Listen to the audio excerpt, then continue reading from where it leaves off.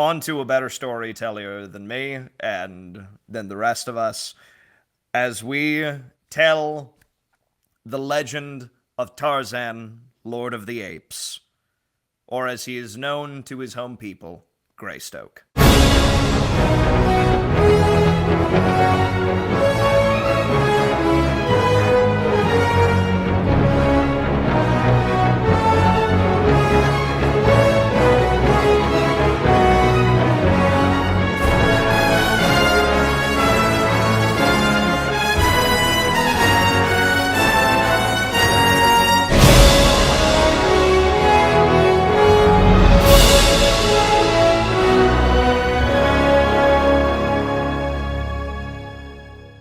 Yes. But today, dear listeners and hopefully viewers, we're going to be talking about Greystoke, the Legend of Tarzan, Lord of the Apes.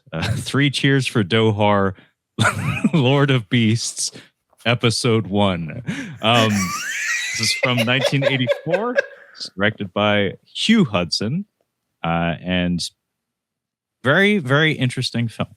Now, this is a film that I believe neither of us had seen prior to this. I had seen portions of it. I think I just walked in and out of the room. I do actually have a distinct memory of my mom preventing me from watching this film when I was very young. She was like, no, absolutely not. And having watched it, I understand why. It is pretty brutal and pretty intense in its early goings, especially. And also, I don't know if it would work very well for a young boy, because I was under 10 years old or something. I don't know why it was on in the house at the time, but I just remember her being like, no. Maybe it was all the dong in the early portions of the movie. Who knows? But there's a whole lot of it. There's a whole lot of dong in this movie, in the early goings anyway. But very fascinating movie, though. It's funny because apparently the mission statement was this was supposed to be the genuine Tarzan story. Not really, as far as I understand. That's not what came to pass, but apparently that was the initial mission statement.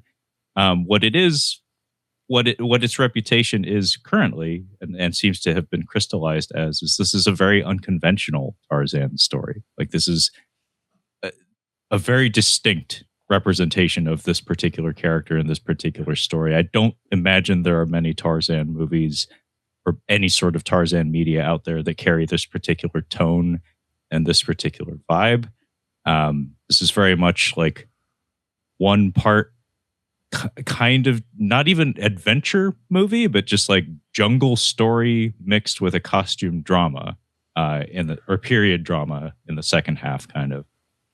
It's surprisingly sedate for something that bears the Tarzan name, which even at this point in 1984, I imagine probably had at least 100 film adaptations, usually involving muscle men swinging on vines. I have to imagine, Levi, it's probably like Tarzan and Zorro, probably one of the most filmed characters, and Hercules, some of the most filmed characters in all of media.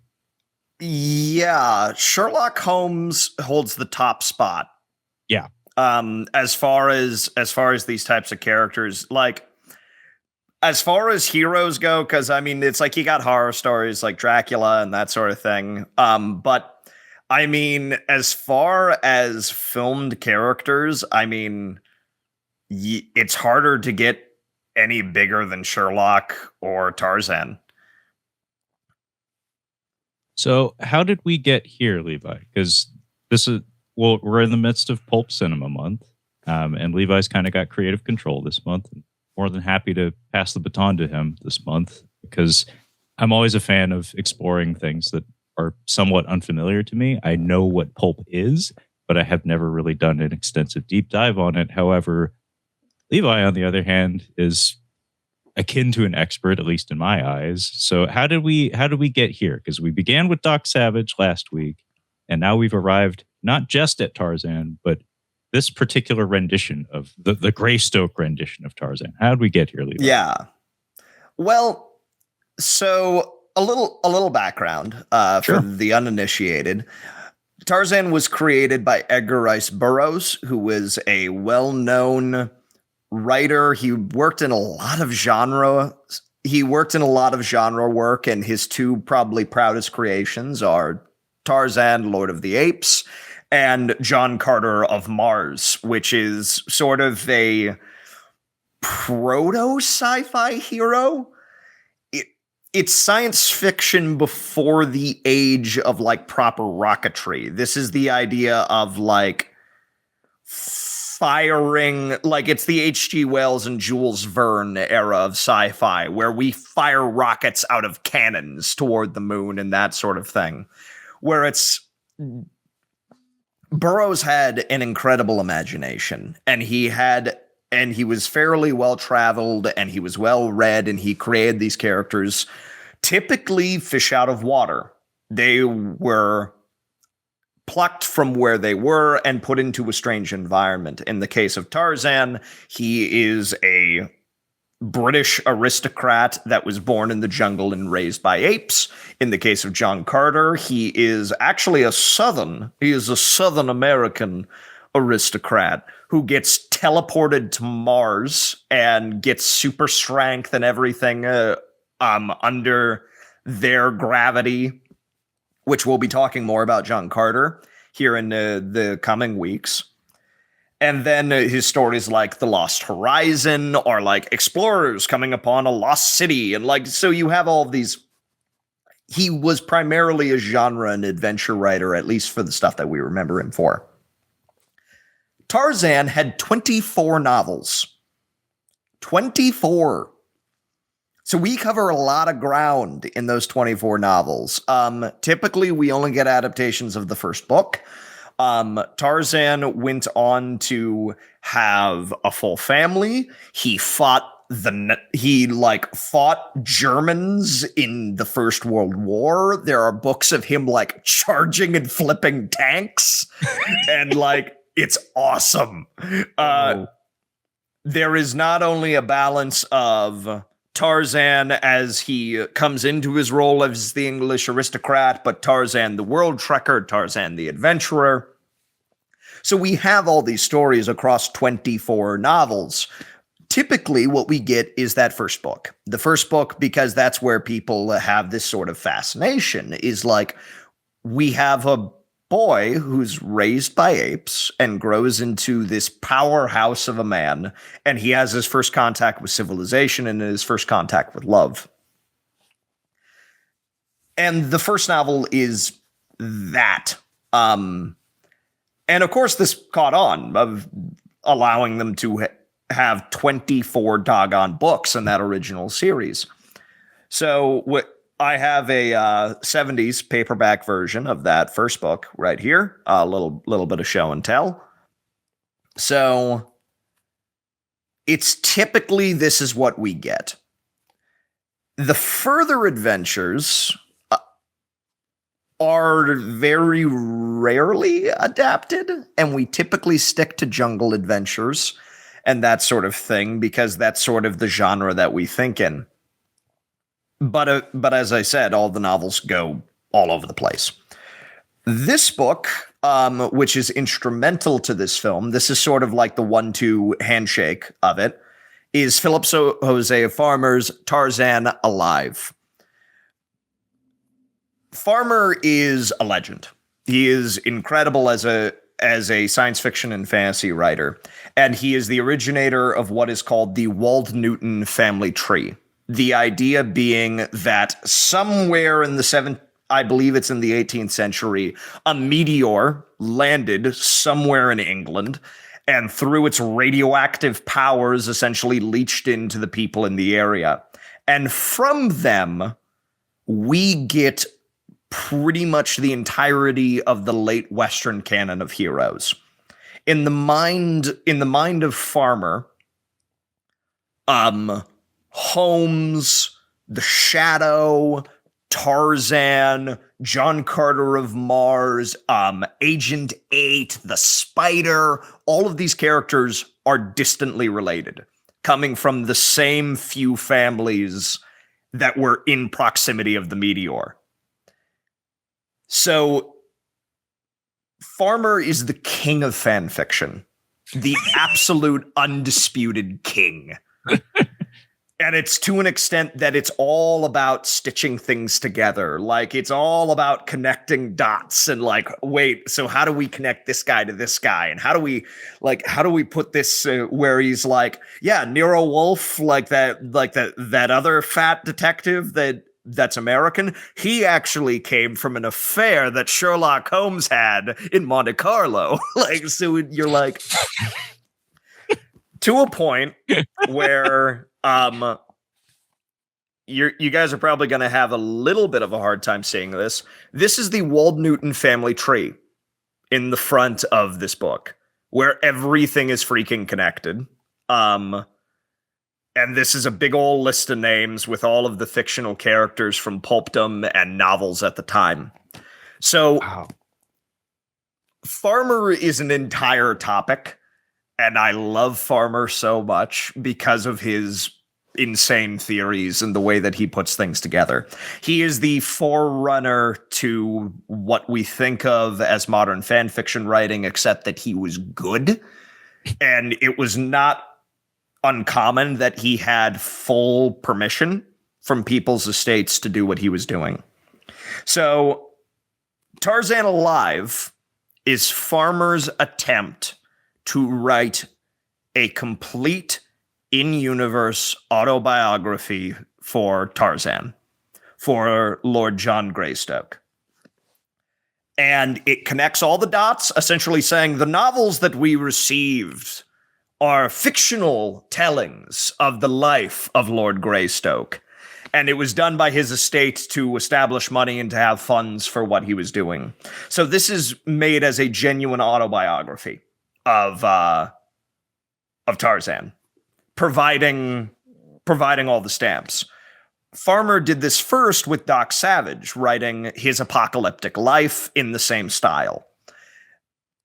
So a lot of the ideas that this film pulls from are a combination of these two books and from the imagination of the director and writer. Now, as we mentioned before, Tarzan has been adapted hundreds of times at this point. Probably the most famous and where we get the yell and like me Tarzan, you Jane is from the film starring Johnny Weissmuller. And it has gone forward from there. So the popular cultural idea is Tarzan as an ape man who's not super sharp and swings on vines and does the beating of the chest and the famous call that I would do if I wouldn't blow out my mic. Insert clip of Carol Burnett here.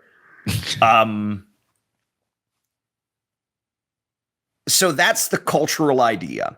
Is that the cultural idea and the wider idea of who Tarzan is differs largely from Burroughs and Farmer's view of it.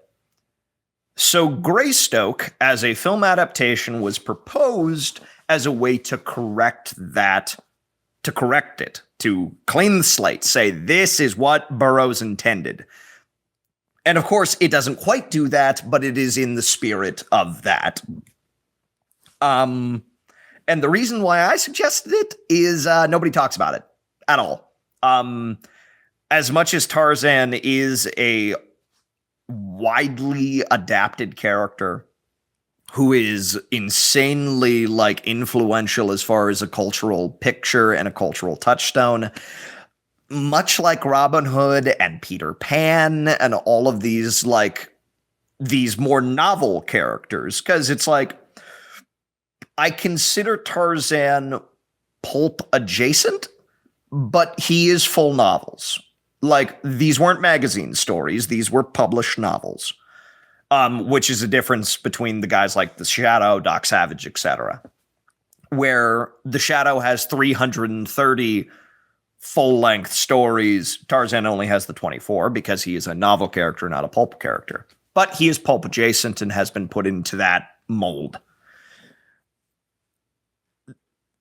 But the thing is that he's been effectively abandoned by the culture. And even when we do get an adaptation, we tend to fall back on the old trappings.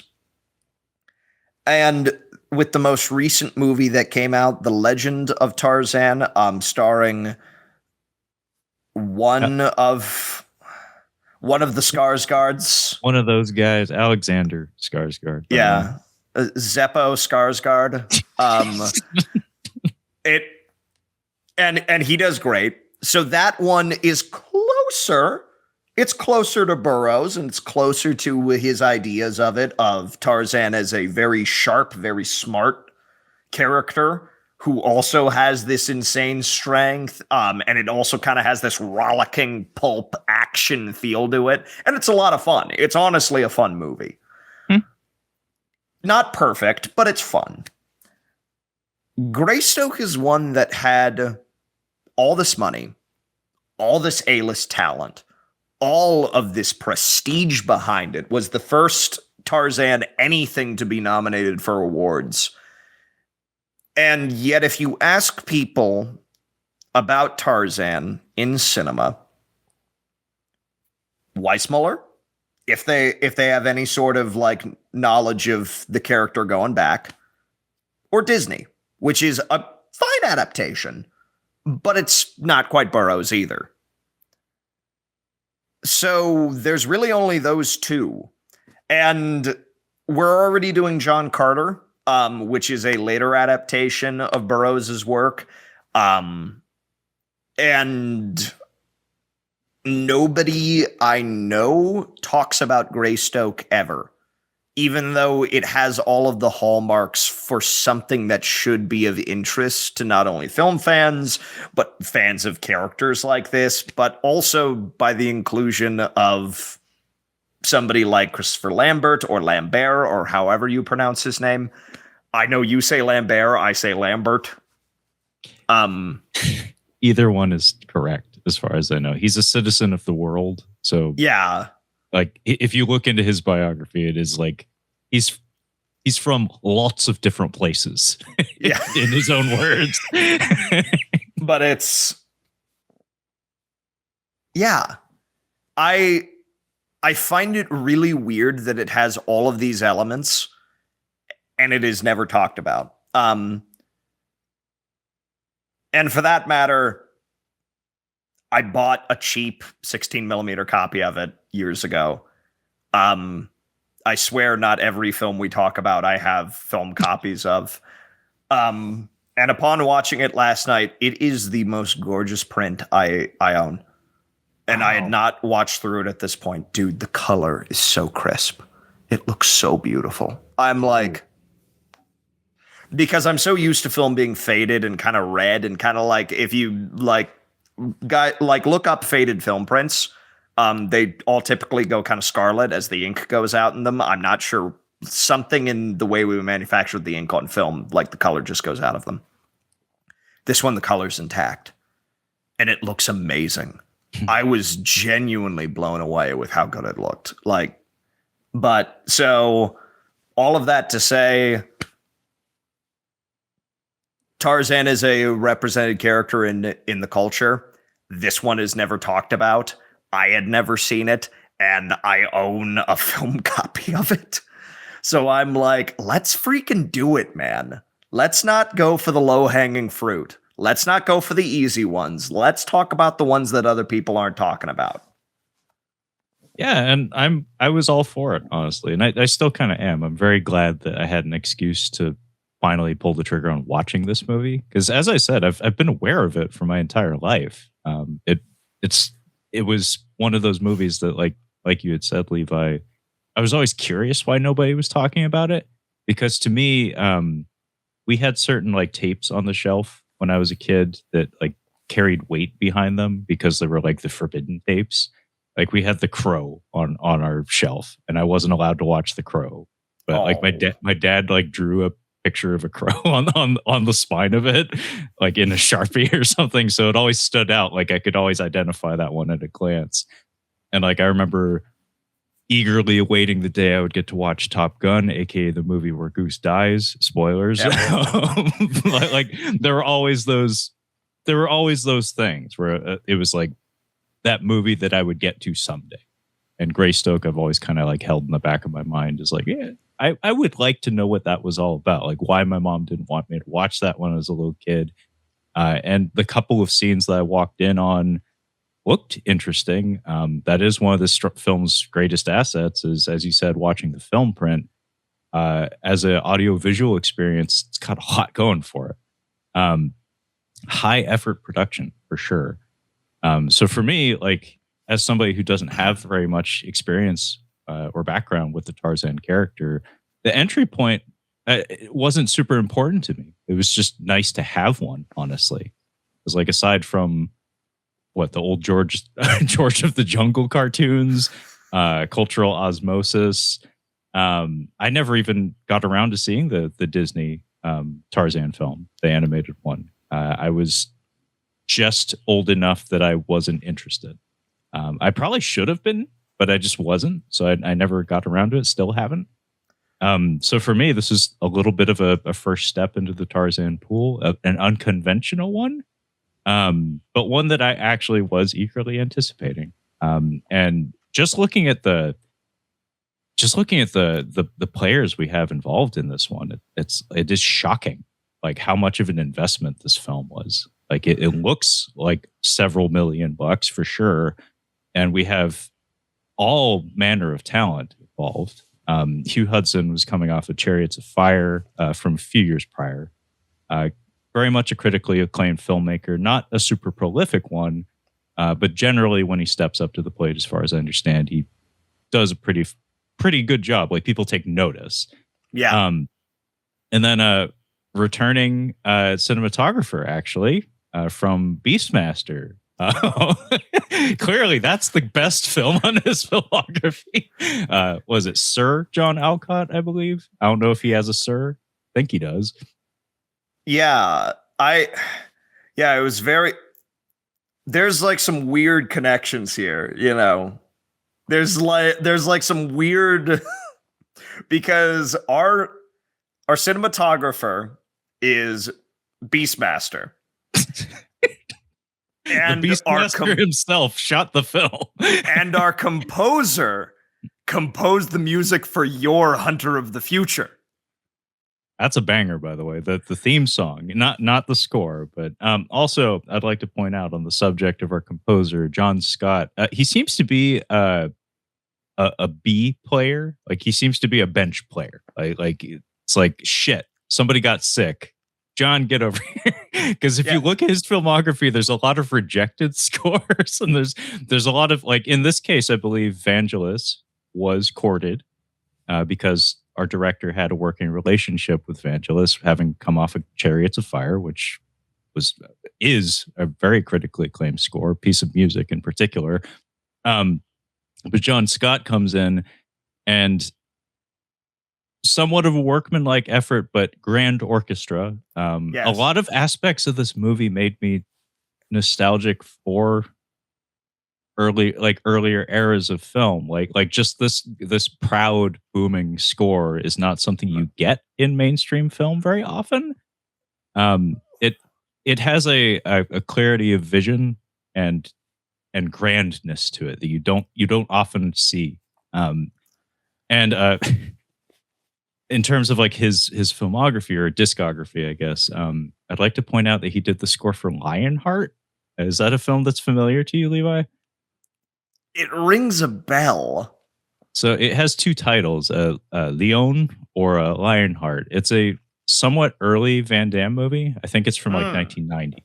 And I think of it, it's not nearly one of Jean-Claude Van Damme's best movies. Not nearly. But I do think of it sometimes as being like one of the most Van Damme movies that's out there. It's that and The Quest, which I think he also directed. But, like, it deals with, like, orphans and him being like a surrogate father to, like, a kid who's not his, but it's like his brother's kid. So he has a thing about orphans. But the score for it is terrific. Like, it's big, it's grand, it's heroic. It has a weight behind it that I think is fantastic. It's one of those scores that it's kind of like, I think it's Randy Edelman's score for Dragon the Bruce Lee story, where it's like, what is that doing here? Like, you put that in this? Because it's like one of those themes and one of those scores that it's bigger than the movie. to the point that it lives beyond the movie. And like in the case of Dragon, the Bruce Lee story, they used that score for tons of trailers after that movie came out. Lionheart's case, I don't think they used it for anything else, but it just one of his most outstanding works, if you ask me.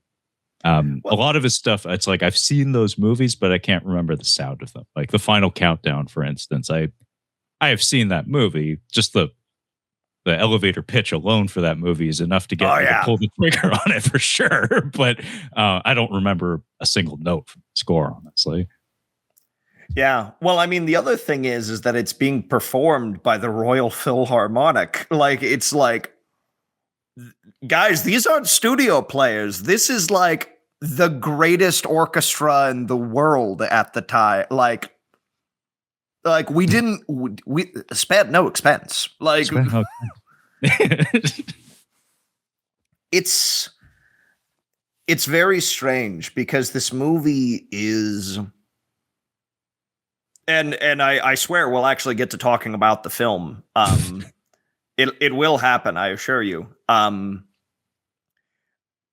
It's less of a Tarzan movie and more like falling asleep listening to Heart of Darkness, and then waking up in a start in the middle of Barry Lyndon. Yeah, I could see that. And speaking of which, our cinematographer, we were joking about him being known for Beastmaster. Mostly, I believe he's known for his association with Stanley Kubrick, which includes Barry Lyndon. I had a lot of fun actually jotting down things that this movie brought to mind. Like I concluded my notes and then I went back to the top of them and just like, before I could forget, I just wrote down a series of references. I'll just read them off to you because I'm curious. There's a Danish film called The Circle, Levi, that I reviewed, I think solo for Catching Up on Cinema a few years ago. There is a sequence where a man goes into a bougie dining hall and does a performance art as a gorilla. And is it Terry Notary maybe is his name? He is a performance capture artist, has worked with Andy Serkis is in basically all of those new Planet of the Apes films, is very familiar with portraying primates on film in a performance capture capacity.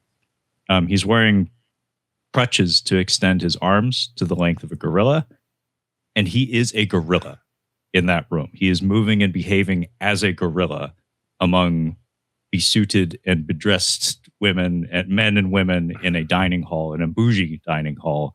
And that's what I was wanting in this movie, was that scene. Because that scene is electrifying cinema. It's like, holy shit, that is a gorilla in the room. And that's what it would look like if a gorilla walked into a room of normal human beings trying to behave in normal society. That scene came to mind. There's also not as good of a film, but there's the Anthony Hopkins movie. I think it was called Instinct. It's a similar concept where it's a man that lived in the wilds for many, many, many years, has been arrested, I believe. And it's basically, it's Anthony Hopkins in the 90s. So it's like, you better put him in an interrogation room because that's what you do with Anthony Hopkins now. That's his brand, you see. But the point is, he's like an animal man, where he flips back and forth between being very, like, almost like hyperverbal to just like having these flashes of animalistic fury. And it's somebody trying to interview and navigating that. Altered States, I believe it's Ken Russell with William Hurt, I think, is in the lead. Have you seen this one or heard of this one, Levi? I am familiar with it, but I have not seen it. Ken Russell's one of those filmmakers that I'd like to look through his filmography, because I don't have it pulled up in front of me. But interesting fella. Seems to have an interest in like psychedelics and whatnot. That's very much what this movie is about. He has a movie called Gothic. It's about I think it's about the creation of the Frankenstein and Dracula stories. It's about like one wild night where couple of people got frisky and had a crazy night on psychedelics or something and came up with some wild stories. Didn't Ken Russell direct The Devils? Like it was I think so. Yeah. It was a wicked controversial picture. Like people were like, "Whoa!" Like the British Film Board lost their doggone minds over it. I think you're right. I'm not positive. Let me double check for the Catching Up on Cinema audience, so we don't have to play the music.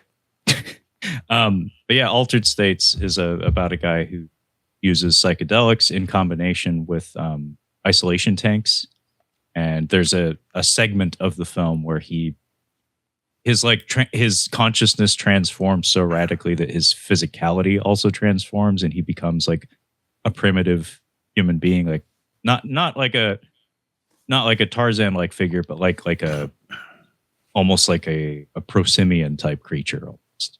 Where he's like small, like he's like the equivalent of like a pygmy, but he has like the pronounced brow ridge of like a Neanderthal, but he's squirrely and vicious. And there's other things that happen in that movie, but that was just something that came to mind because he does go out in public like that. I think in the middle of the night. Quest for Fire, I believe, came out around this time, and that is a movie that Levi and I have not mentioned up to this point in our collaborations on Catching Up on Cinema, but I always forget the cultural footprint of that movie because it doesn't endure to this day. But when it came out, it was a big fucking deal. And I want to say when it came to minimalist dialogue in film, it kind of blew the doors open for allowing that into mainstream cinema, which is partially how we probably got this movie, honestly. Because Conan the Barbarian benefited, as far as I understand, from the success of Quest for Fire. And movies like this also that had the dialogue de-emphasized. I want to say that we had a stretch of time where these were much more acceptable than they have been in subsequent years.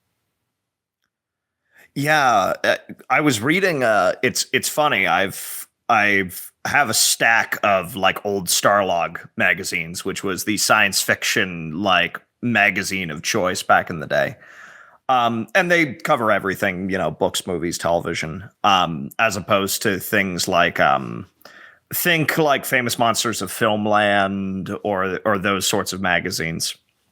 But Starlog had a write-up on one issue had Greystoke, and the other had Quest for Fire. Quest for Fire is a wild production. It's freaking nuts. Like, they were like, we brought in some of the best dancers in the world. We brought in like two of the best dance coaches in the world, a mime, and a expert in historical languages to construct a proper pantomime and language structure for our actors. And they were like, this is the coordination and this is the whole thing. Like, it's a crazy doggone production. And they put a lot of money behind it. And it's one of those movies I've only seen pieces of it, and I want to sit down and watch the whole thing because it's just like it did very good business, and it was it was a real powerhouse creatively in Hollywood. And yeah, I was thinking about it in the early goings of this because it's like, wow, there's like no dialogue for like 30 or 40 minutes of this doggone movie. Yeah, and I love it. Yeah. I miss that. I feel like it's not something you get a free pass to do all the time, but people were apparently primed and ready for it to some capacity. Quest for Fire, like I said, one of those movies that I always forget, like in its day, was such a huge thing. Another one of those forbidden VHS tapes. We had Quest for Fire on the shelf at my parents' house when I was a kid. Never watched it. Great guy. Never met him.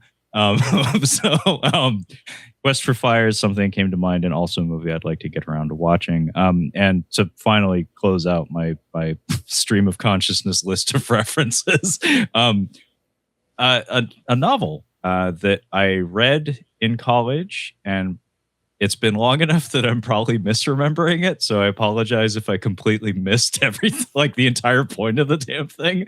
But Jack London's Martin Eden.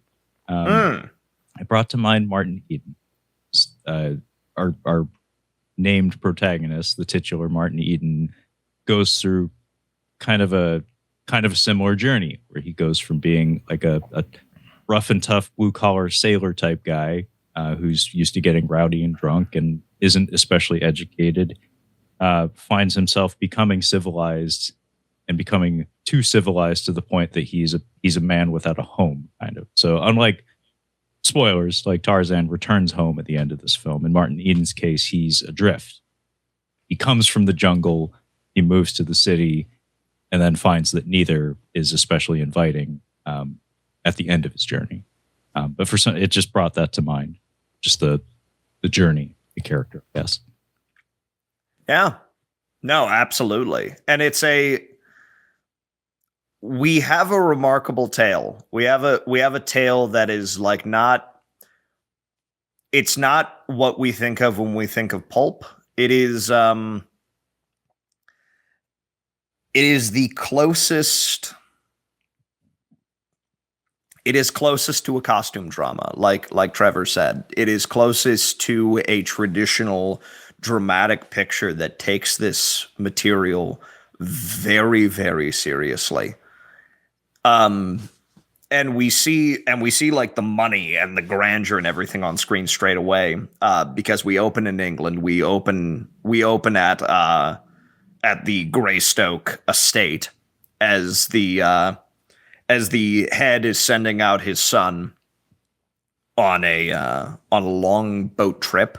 I can't remember where specifically they're going, if they're headed to Africa or if they are just, or if they're trying to go past it. Now, this is interesting because I watched this film. I did not have access to a 16 millimeter print of it. I watched this film via a streaming service, and there were certain transitions that had me worried that perhaps there were scenes missing from my cut, because I don't know if you picked up on this. Like, maybe it's just how the film is structured, but there's certain transitions where I was like, oh, okay, we're here now. Like, for instance, when like the most prominent example, just jumping ahead, was when Philippe and Jean decide to rejoin, like, society and humanity. There's that scene where they're on the little like riverboat together and they go to the ivory harvesting town or village or whatever. Like, that is preceded by a shot of Jean having a tantrum, running to the waterfall in his part of the jungle, and then bam, we're on the river and he has clothes now. Yeah. Does that happen? There is a scene in between that. Okay, so there might be scenes missing from mine, so I apologize. Like, mine begins with an overture, by the way, a 2-minute overture. Ooh. Yeah, it's kind of classy. It's just a shot of the jungle with the word overture in the center of the screen and just score. I was like, oh, that's kind of classy. Like, I guess we know what kind of movie you're trying to make here. But yeah, mine actually begins in Africa in 1885. There's a lightning storm and there's apes. And then there's a tragedy wherein a baby ape falls to its death, shown on screen, big as life and twice as ugly. And Mama Ape is, of course, not too happy about that. That's how mine started. Okay, so this is going to be an interesting place to compare notes. Okay, well, carry on, sir. So, boat, ship, boat. So, yeah, that's apparently how the film opens. This is one of those fun things, guys. My print, I think, came from an airline. That's what it said when I bought it. Oh no, is it edited? I don't know. Oh no. That's what bothers me. So this may be one of those things where we're like comparing notes and trying to figure out, like, okay, all right, what are we doing? On an airplane, I'm just saying, an ape baby falls and fucking cracks its spine on a rock. In mine. Listen, man. I mean, they don't pull too many punches in this either. Okay, so the dongs are intact. Dongs are intact. Okay, we got Flop and Dong. Okay. Thank goodness. Thank goodness the dongs have been preserved. It's true. This film has a dick. So yeah, we cut to England and they're sent off after this scene that I did not see. And we get again, this is one of those things where I'm like, I really like this transition because it does feel like there's a scene missing, but I like it because of how stark it is. They're like, well, yes, he'll be perfectly safe, and like, goodbye, Clayton. You'll be like safety in your journeys. And we smash cut to the beach, and it is just covered in freaking shipwreck. And the ship is going down in the distance, and like we have the captain just sitting there, like beside himself, and it's like it's so stark and it's so quick of like, oh, and the score drops out completely. So clearly, wherever they were going, they ain't going there anymore. Or they got there and they ain't happy about it. I do actually really like that transition where we go from Grandpa basically saying, like, he's clearly a little concerned. He's like, like this sounds, any sort of logistics or travel in this age is a little sketch. like be careful. And then it's just like I don't even think we get a shot of the ship at sea. It's just like you say, just like instantly we cut to the ship is like at an angle and is clearly going down on the horizon. It's like, oh wow. It's just instant shipwreck. And then to not actually show the event, to just show the immediate aftermath of it, and just to have it have such a stark and like hauntingly quiet atmosphere, I think is very effective. And also the captain just mumbling to himself, "It's not my fault." It's like you'll try to say it's my fault, but it's not my fault. And he's just staring off in the middle distance. And meanwhile, there's a woman who's looking for her husband, and he's borderline unresponsive. This actor, the guy who plays the captain, he's only in like 2 scenes in the whole movie. This scene, and he shows up later in the bar. They don't really draw attention to him, but I recognized him. He's kind of a prominent actor, good character actor. There's a film that Kyle, regular host on Catching Up on Cinema, he's a big fan of Withnell and I. Yes, he has a very prominent role. He's the rather large gentleman, the rotund man, the pushy rotund man. That's the same guy. Yeah. Wait a second. I'm just realizing what I reckon. I believe he's one of the Dursleys in the Harry Potter series. Yeah, I know exactly nothing about Harry Potter, but I think you're right. I'm like, I knew I recognized that guy, and you mentioning Withnell and I is actually the cipher here for me mentally. Well, yeah, it's funny because he's younger here, obviously, and he doesn't really do much of anything. But instantly, I was like, "Oh, hey, I know that guy. He's really talented," and just speaks to the level of talent that we have available to us in this film. By the way, not cinematography by, photographed by John Alcott. Photographed by most unorthodox. We begin with an overture. We should begin with the overture, and where it is expertly photographed onto silver-coated celluloid. That's the kind of film that we're dealing with here. So there is vine swinging. There is an instance of vine swinging in this film. No, there's a couple.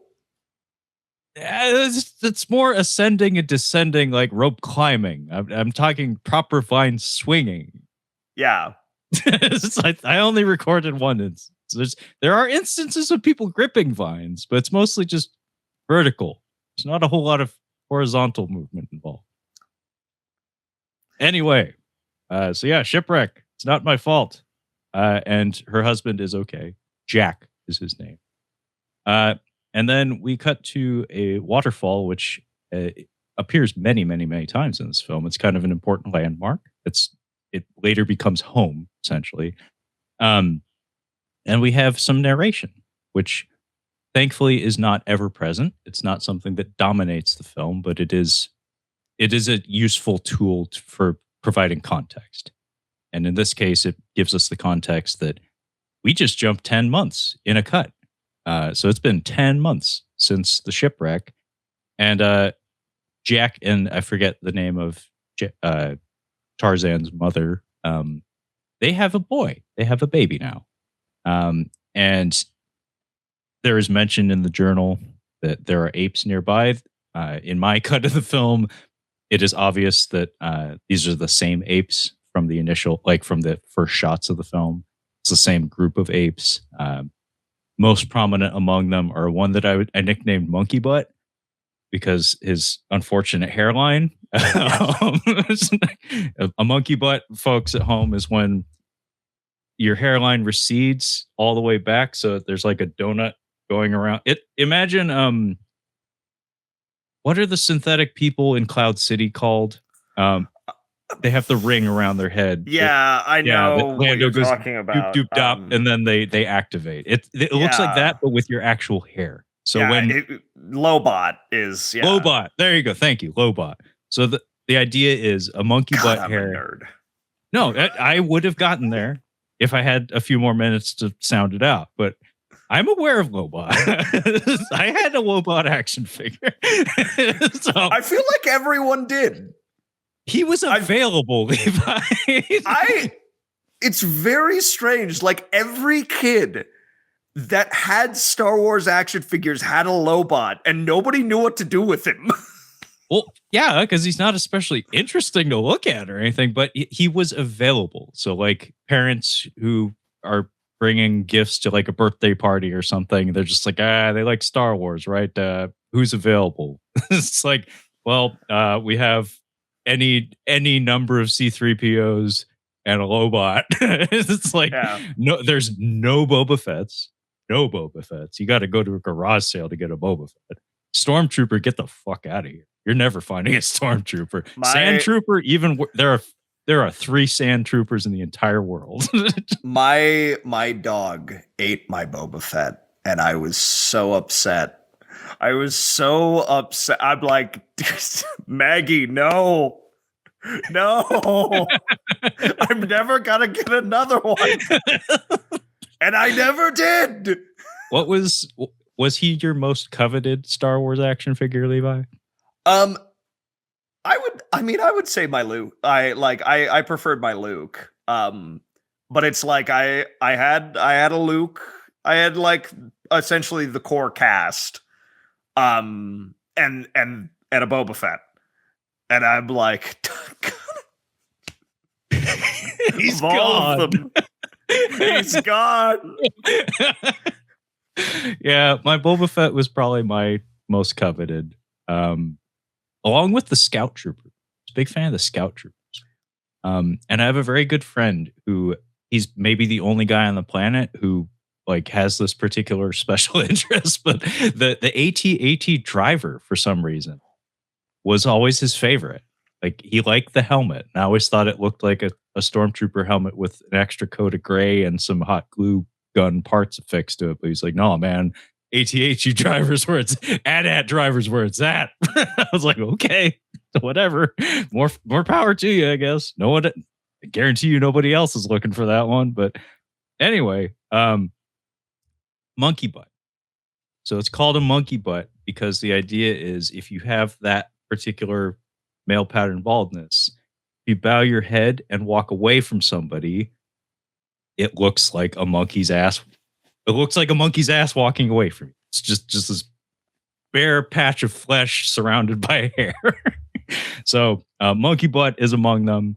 And then there's Mama Ape and Papa Ape, who has a very curious relationship with Tarzan in this movie, which, by the way, the word Tarzan, I don't think is ever spoken in this film. It is never said. Yeah. He is John. Or ooh. But yeah, same apes. And the journal narration tells us that the apes linger, they eat everything, but they leave us humans alone.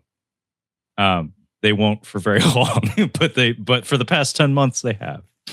And we have some chilling imagery of the mother ape trying to nurse the dead baby ape.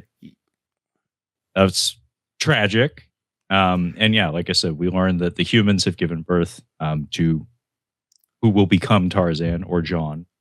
Yeah. And then there's a rather violent episode that just kind of comes out of nowhere here, Levi. I'll let you jump back into the conversation. What goes down here in this Swiss Family Robinson house? Well, and that's the thing. It's one of the reasons I'm almost positive that opening and the overture was cut for time, because that's prior to our opening credits and our title and everything. Yeah. Because we do get all the shots of like the mother attempting to nurse the baby ape, and it's like, oh, dude, dead, definitely dead, stone dead. Yeah. So it's like that. I have to assume some things were just cut for time, not exactly for content. Yeah. Because that is a heartbreaking and slightly gruesome image. It's important though. Like it ties into quite a lot of the theming story going forward. Yeah. So young John is starving because his mother is dying of malaria. Clayton is slowly losing his doggone mind, and is journaling. And as he turns over to check on his wife, she has expired. She is turning and looking out the window, and she's gone. She's gone. So in his anger and in his frustration, he like closes her eyes and is banging on the walls, and it alerts the apes.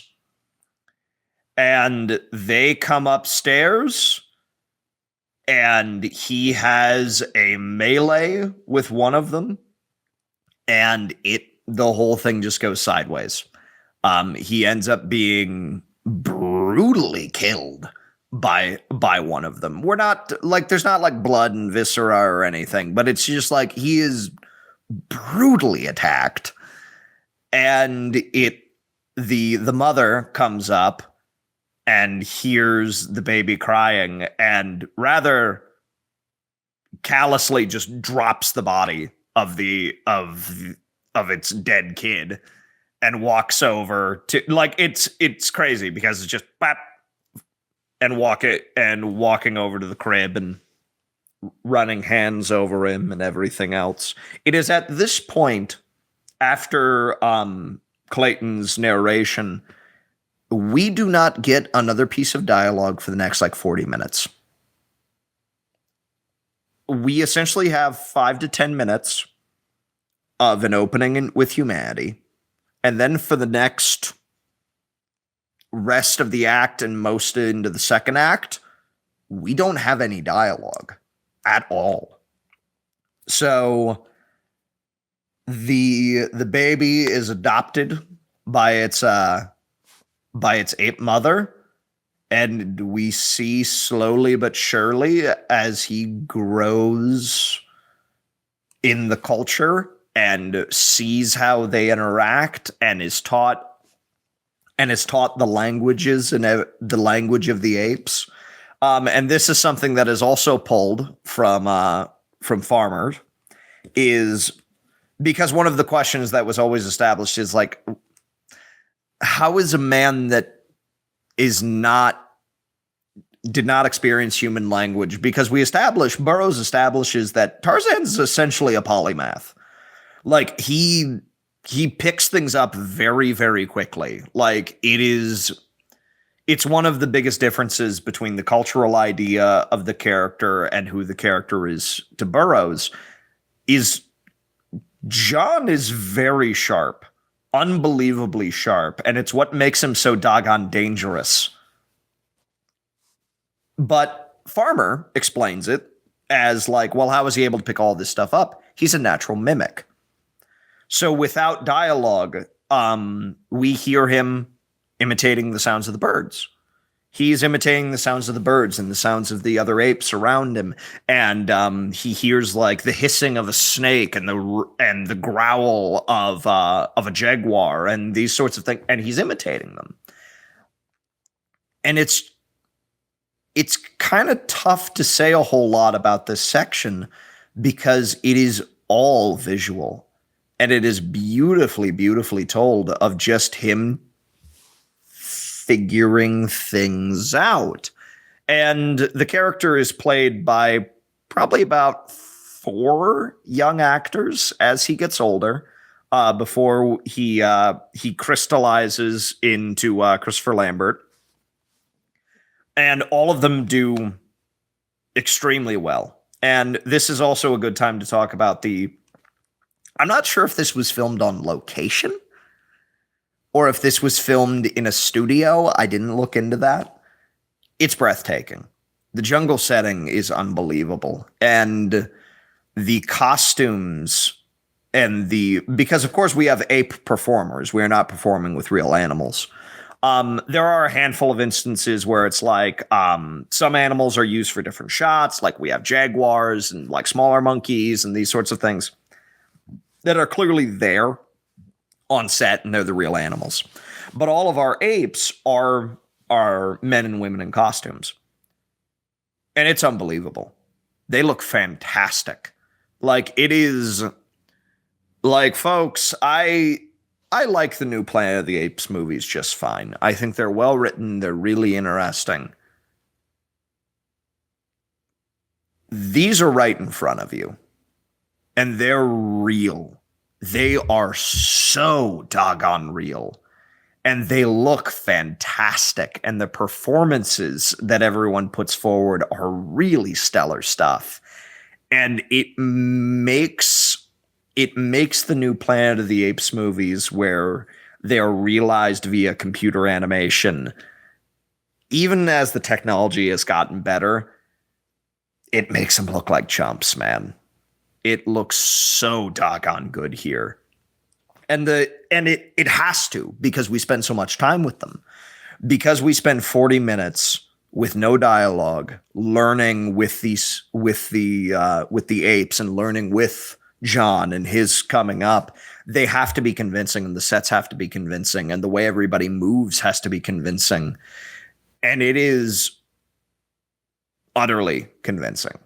It just looks that good. And it is photographed so beautifully. And it's the sort of thing that film does best. It is the kind of storytelling that you could not do in another medium in this way. It does bring to mind the opening of 2001, I think is another good example of something that kind of goes through your heads of the apes and their interactions in the desert. It's there's not all that much to say about it until a later episode in sort of his adolescence and his teen years, which Trevor, what do you think of this sequence? So I wrote down as much as I could about things that happened here. I spoke about the scene where the mother ape is nursing her dead child, and about that being a crucial theme to the story. Quite a lot of the story seems to center around death and loss, and how our characters react to it and how they process it. Because there's these pivotal moments where the Tarzan character in particular is faced with loss, and in early instances of it, seems like he's learning the concept when he's being faced with it, because it's not like humans or something where you maybe have like a pet get sick on you or something, or a grandparent or somebody get to a state where like a parent has to educate a child, like this is what happens when people are no more. Whereas somebody raised in the wilds doesn't have that benefit. It is clear that the apes that he's living with have some sort of language, like it is able to verbalize and communicate with them. But a couple of instances that came to mind where there's a sequence where he's a bit of a prankster. He at one point he kind of resolves a conflict by pissing on someone's head. That's kind of fun. But the instance that comes to mind is there's a panther that jumps one of his playmates. Like they're just casually hanging out by the water, and they're just roughhousing a little bit, drinking some water. I think they're musing about their reflections in the surface of the water. He seems to be intrigued by it. And then all of a sudden a panther just jumps on his playmate, this other ape, and he swims to freedom while presumably his ape buddy gets eaten by this panther. I don't think John is shown to remain in the vicinity for it. Like, I don't think he actually witnesses the death, merely the attack. But he does run for his life and presumably processes and understands that his friend is gone. But he doesn't actually witness him expire, as far as I know. That's a key distinction, because like a little while later, something like this flares up again, but this time he's witness to it. Like, it's right in front of his face. And in this case, it's his mother. They come into contact with other humans, some tribes people who apparently live not too far from them, inhabit the same space. And the first time we're shown these tribes people, they're dancing, they're doing something. And then we see them traipsing through the jungle, and Mama Ape is eating ants using a tool, just like a reed, to pull ants from a hill, and just basically having a snack. And then all of a sudden she gets shot with arrows by these tribes people who come across her and apparently view her as food, or maybe a threat, probably just food, honestly. And they hunt her down and they spear her in clear view of Tarzan, or John. And he actually defends her. Sorry, everything is wrestling, Levi. He just to spoil the drama of the moment, his mother is killed in front of him, and immediately he delivers the torture rack, the Lex Luger's finishing move to this fella. He essentially banes him over his neck. He apparently kills this guy. But yeah, he witnesses his own mother's death, and the way that this scene is performed seems to suggest that this is him learning what this is when he's being faced with it. It's like, oh, this is what it means for someone to be dead. This is what it means for someone to be gone. And of course, he doesn't handle it very well. And he has this happen many more times in the film, and every single time it's a very, very, very difficult and visceral and primal thing for him to process. Did I gloss over exactly what you're setting me up for? No. Like, this is these are good notes, and it's one of the things that the actions that he performs to like process that she's gone. It's like he tastes the blood coming from her mouth and tastes it and realizes, oh, it's blood. She's hurt, and then he kind of like shakes her a little bit, tries to rouse her. Picks up her hand to try and mimic the sort of the petting, the petting motion to signify that she's there. A motion that we see in the other apes and something that she had done to him earlier. And the hand goes limp. Mm-hmm. Shake a little bit. Hand goes limp again. And it is that realization and that action of, she's dead. She's gone. And you're watching him figuring it out in real time. And at that point, he throws his head back and he just yells in despair. He just screams. And it's a powerful, powerful freaking scene. Mm-hmm. And we'll see later in the film, it's like that we play with this idea of this loss of this brutality in the jungle. One of the other very memorable episodes is as a young man, he finds the treehouse again. Hmm. And he's going around, and of course there's two skeletons in there. And he goes through and he finds the locket with a photo with two paintings of his parents. And he puts it on, and just like not really thinking about what it is. It's shiny. It is what it is. It goes here. Another thing that he finds is a knife. And he draws it across his hand, and he realizes it's sharp and that it cuts easily.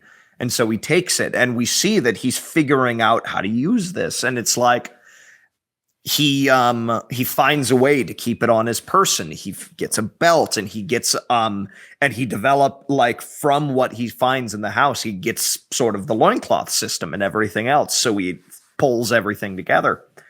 And then as he leaves, as a way to almost reinforce that you are separate from them, as he leaves the house, his adoptive father just beats him to a near pulp as he comes out. And his mother comes over, and he cares for him and patches him up. And then, of course, when his mother is killed by the villagers, like, he comes out brandishing his knife and everything. And of course, they don't know what to do with that. They're like, it's like, oh, there's a guy out here, and this guy looks like nobody we've seen.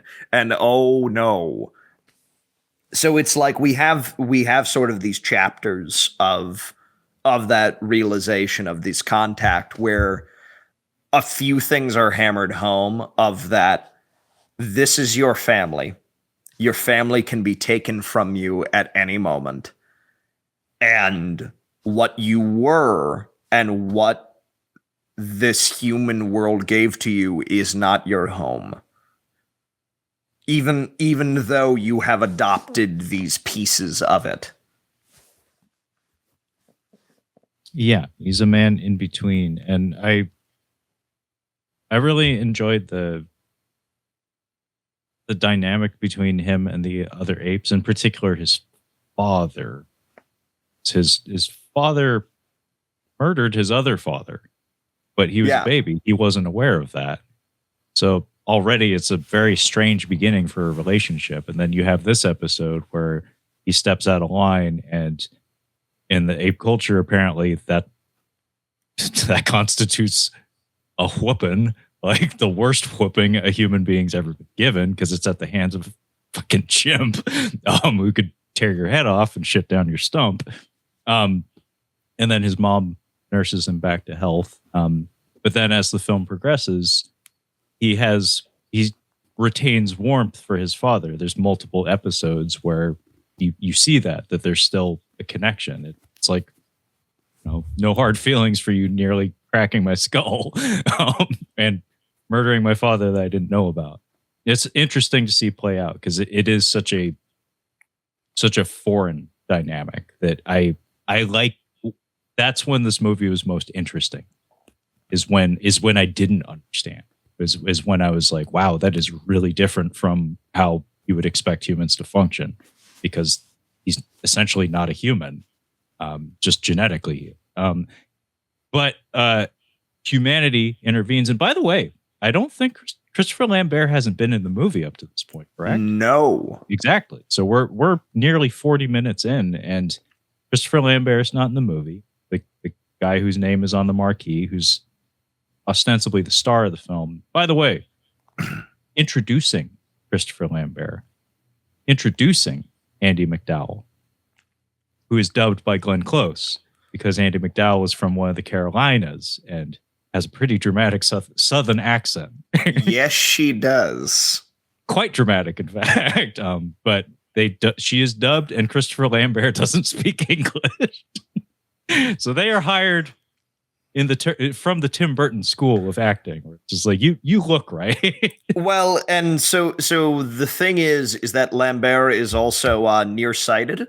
Yeah. So one of the reasons he was hired is because of the way that he physically looks at people. He's looking past them. Yeah, because he can't fucking see. He can't fucking see. So they were like, that actually kind of lends like a very interesting idea to an ape man, because he's always looking past things, at other things. He's not focusing on you.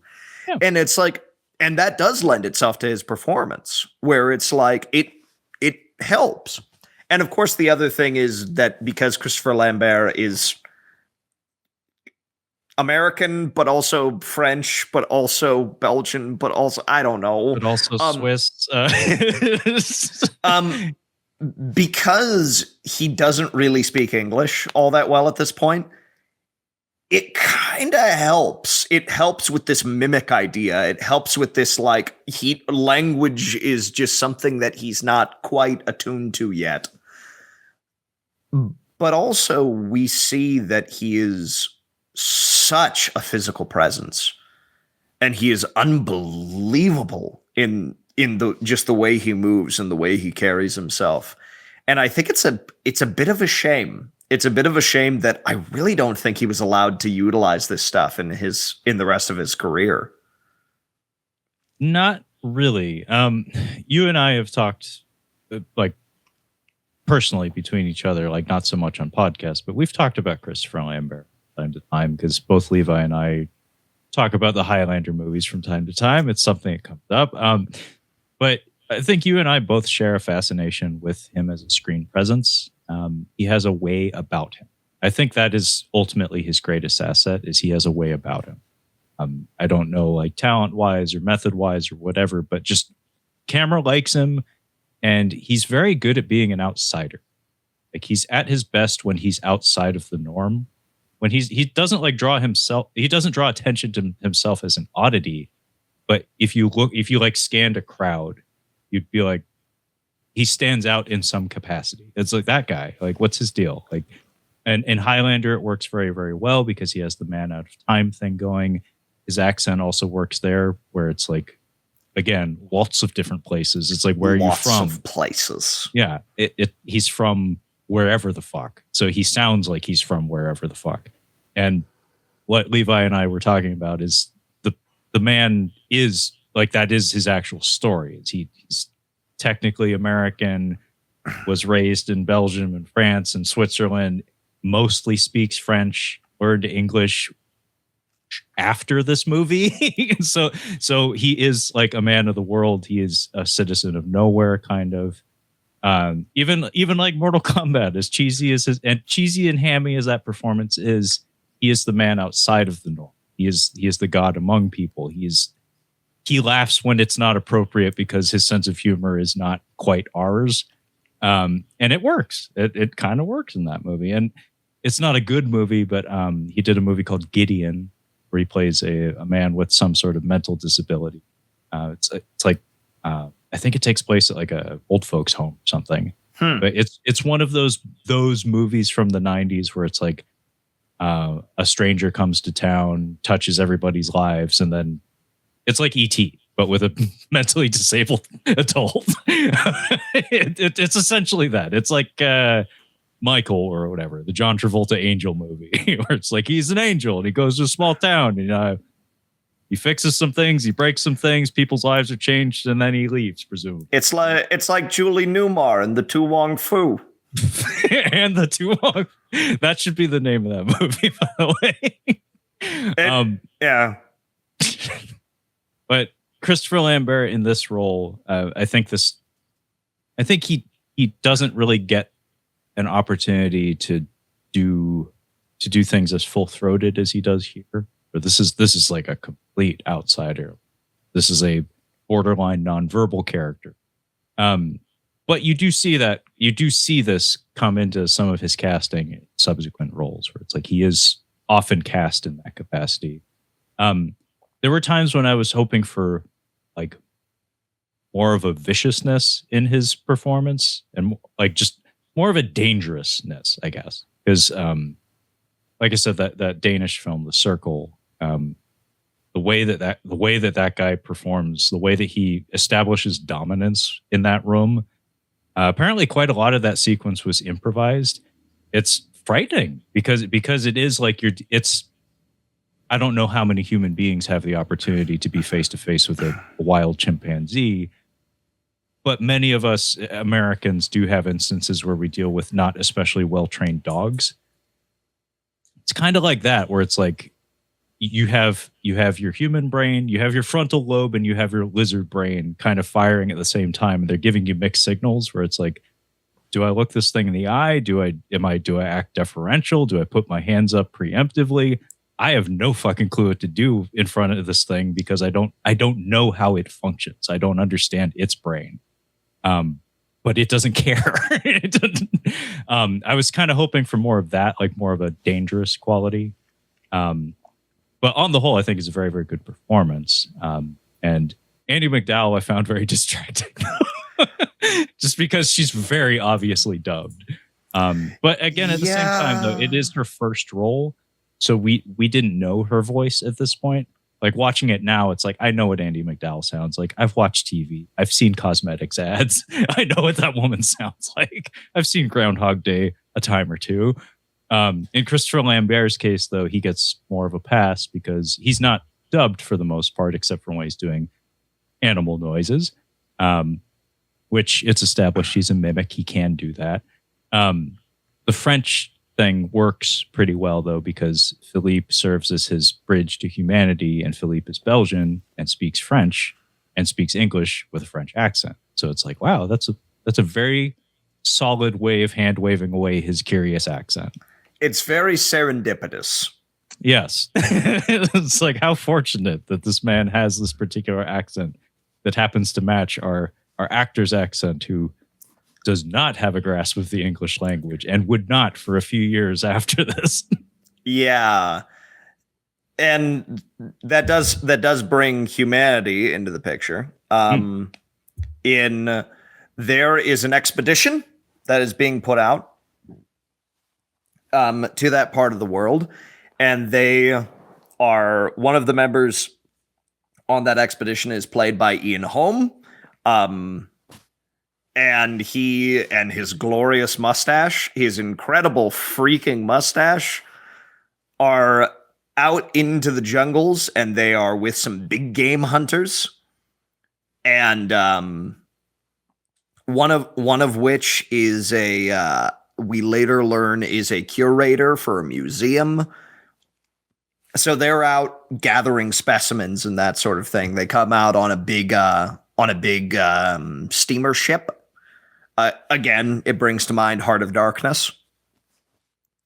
So they roll out and they go into the jungle, and they are set upon by the natives of the area, by some of the villagers, and they are brought down with bows and arrows after they successfully kill a couple of chimps. And one of them, the museum curator guy with the glasses, manages to get out, and Ian Holm is wounded and left behind, where he is then found by a loincloth wearing Christopher Lambert. It's also got the vine braid around his forehead. Yes. Very Crown of Thorns like. Yeah, keeps his hair out of his face. And he looks fantastic. I mean, like, it's not only...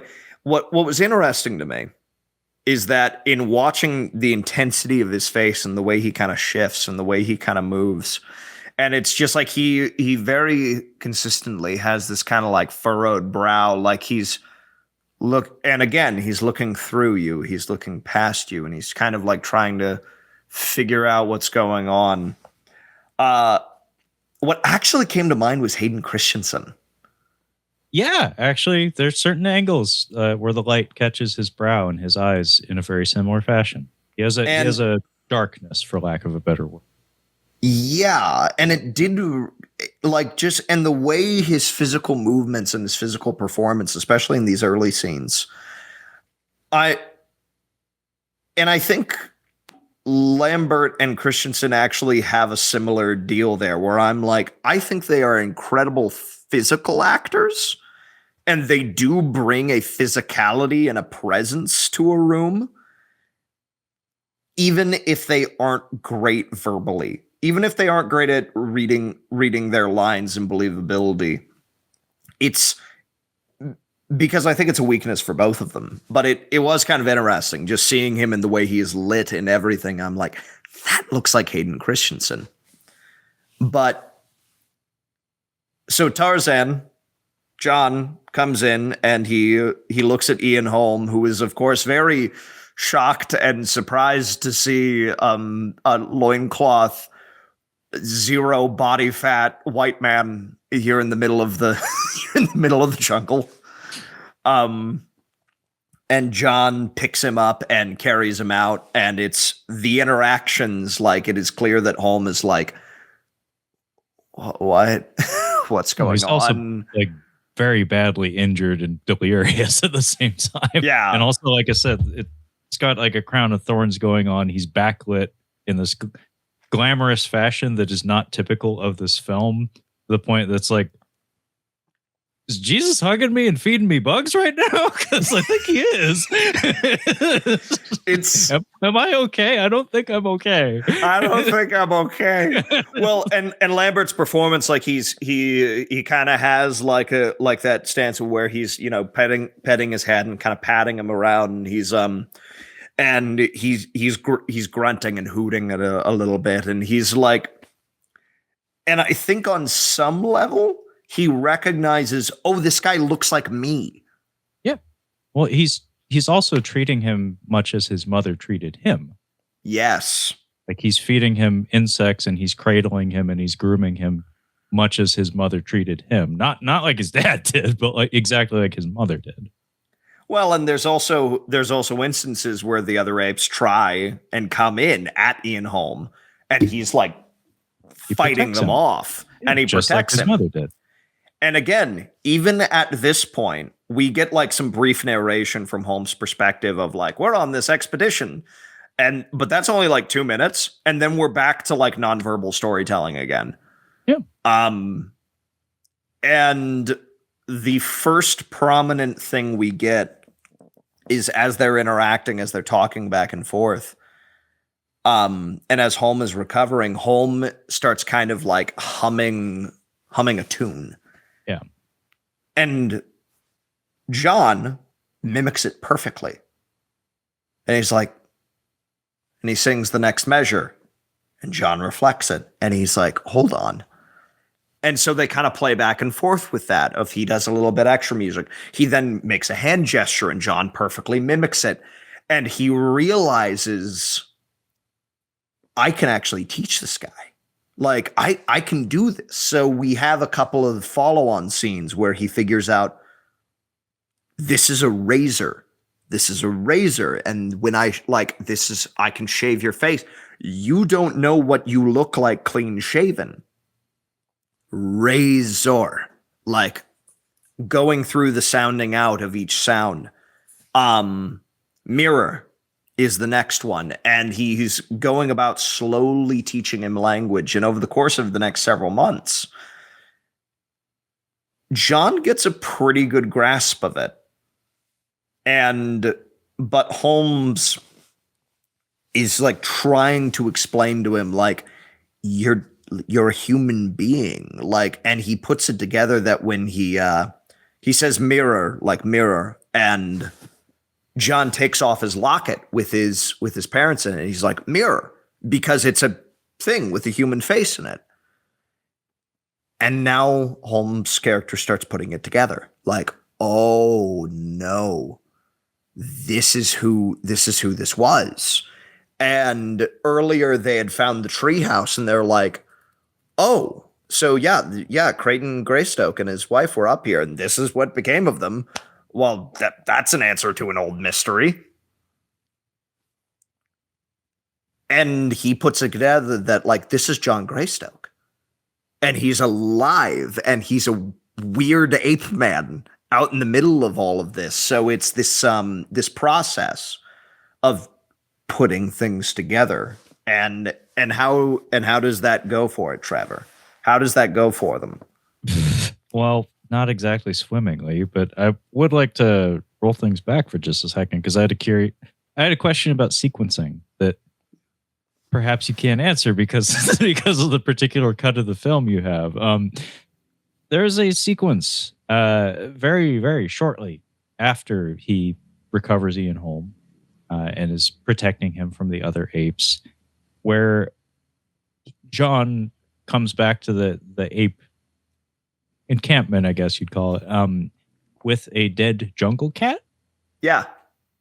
and he's covered in blood. He brandishes his knife and goes "rah." He says "rah" several times in this film, but so he killed this jungle cat. He does this curious little roll on the ground, like it's his celebration dance, essentially being like, "Yo, I just killed a cat.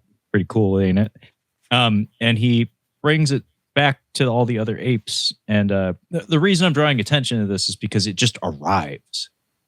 And part of me wants to say that maybe this is intentional on the part of the filmmaker, because we did have an instant, like in like a traditional narrative storytelling, you have your setups and your payoffs and you have your symmetries and things like that.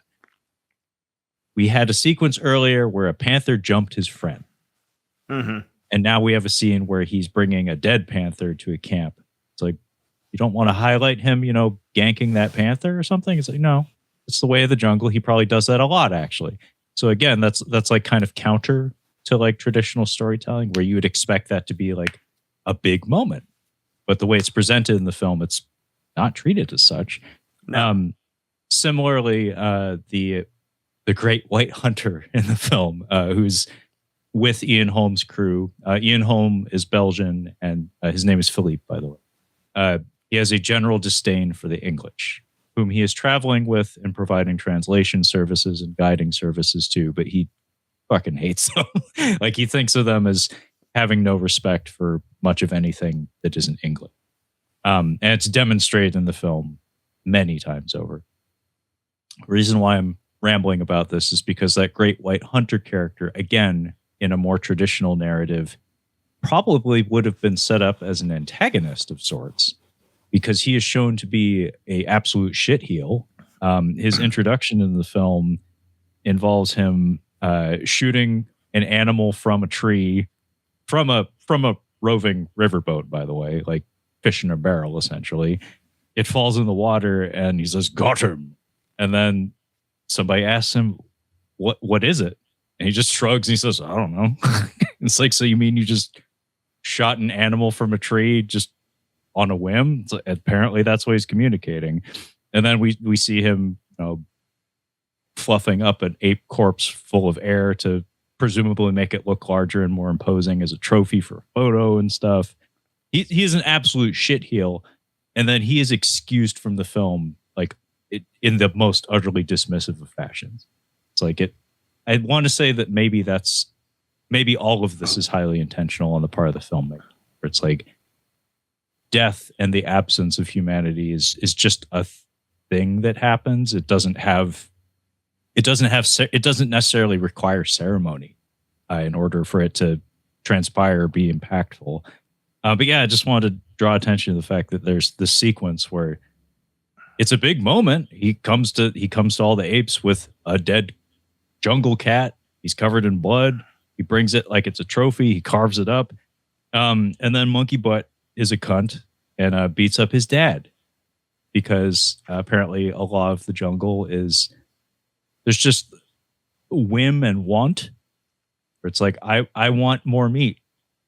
You are preventing me from having more meat. So I'm going to beat your ass and excuse you from the tribe because you're old and I can do it.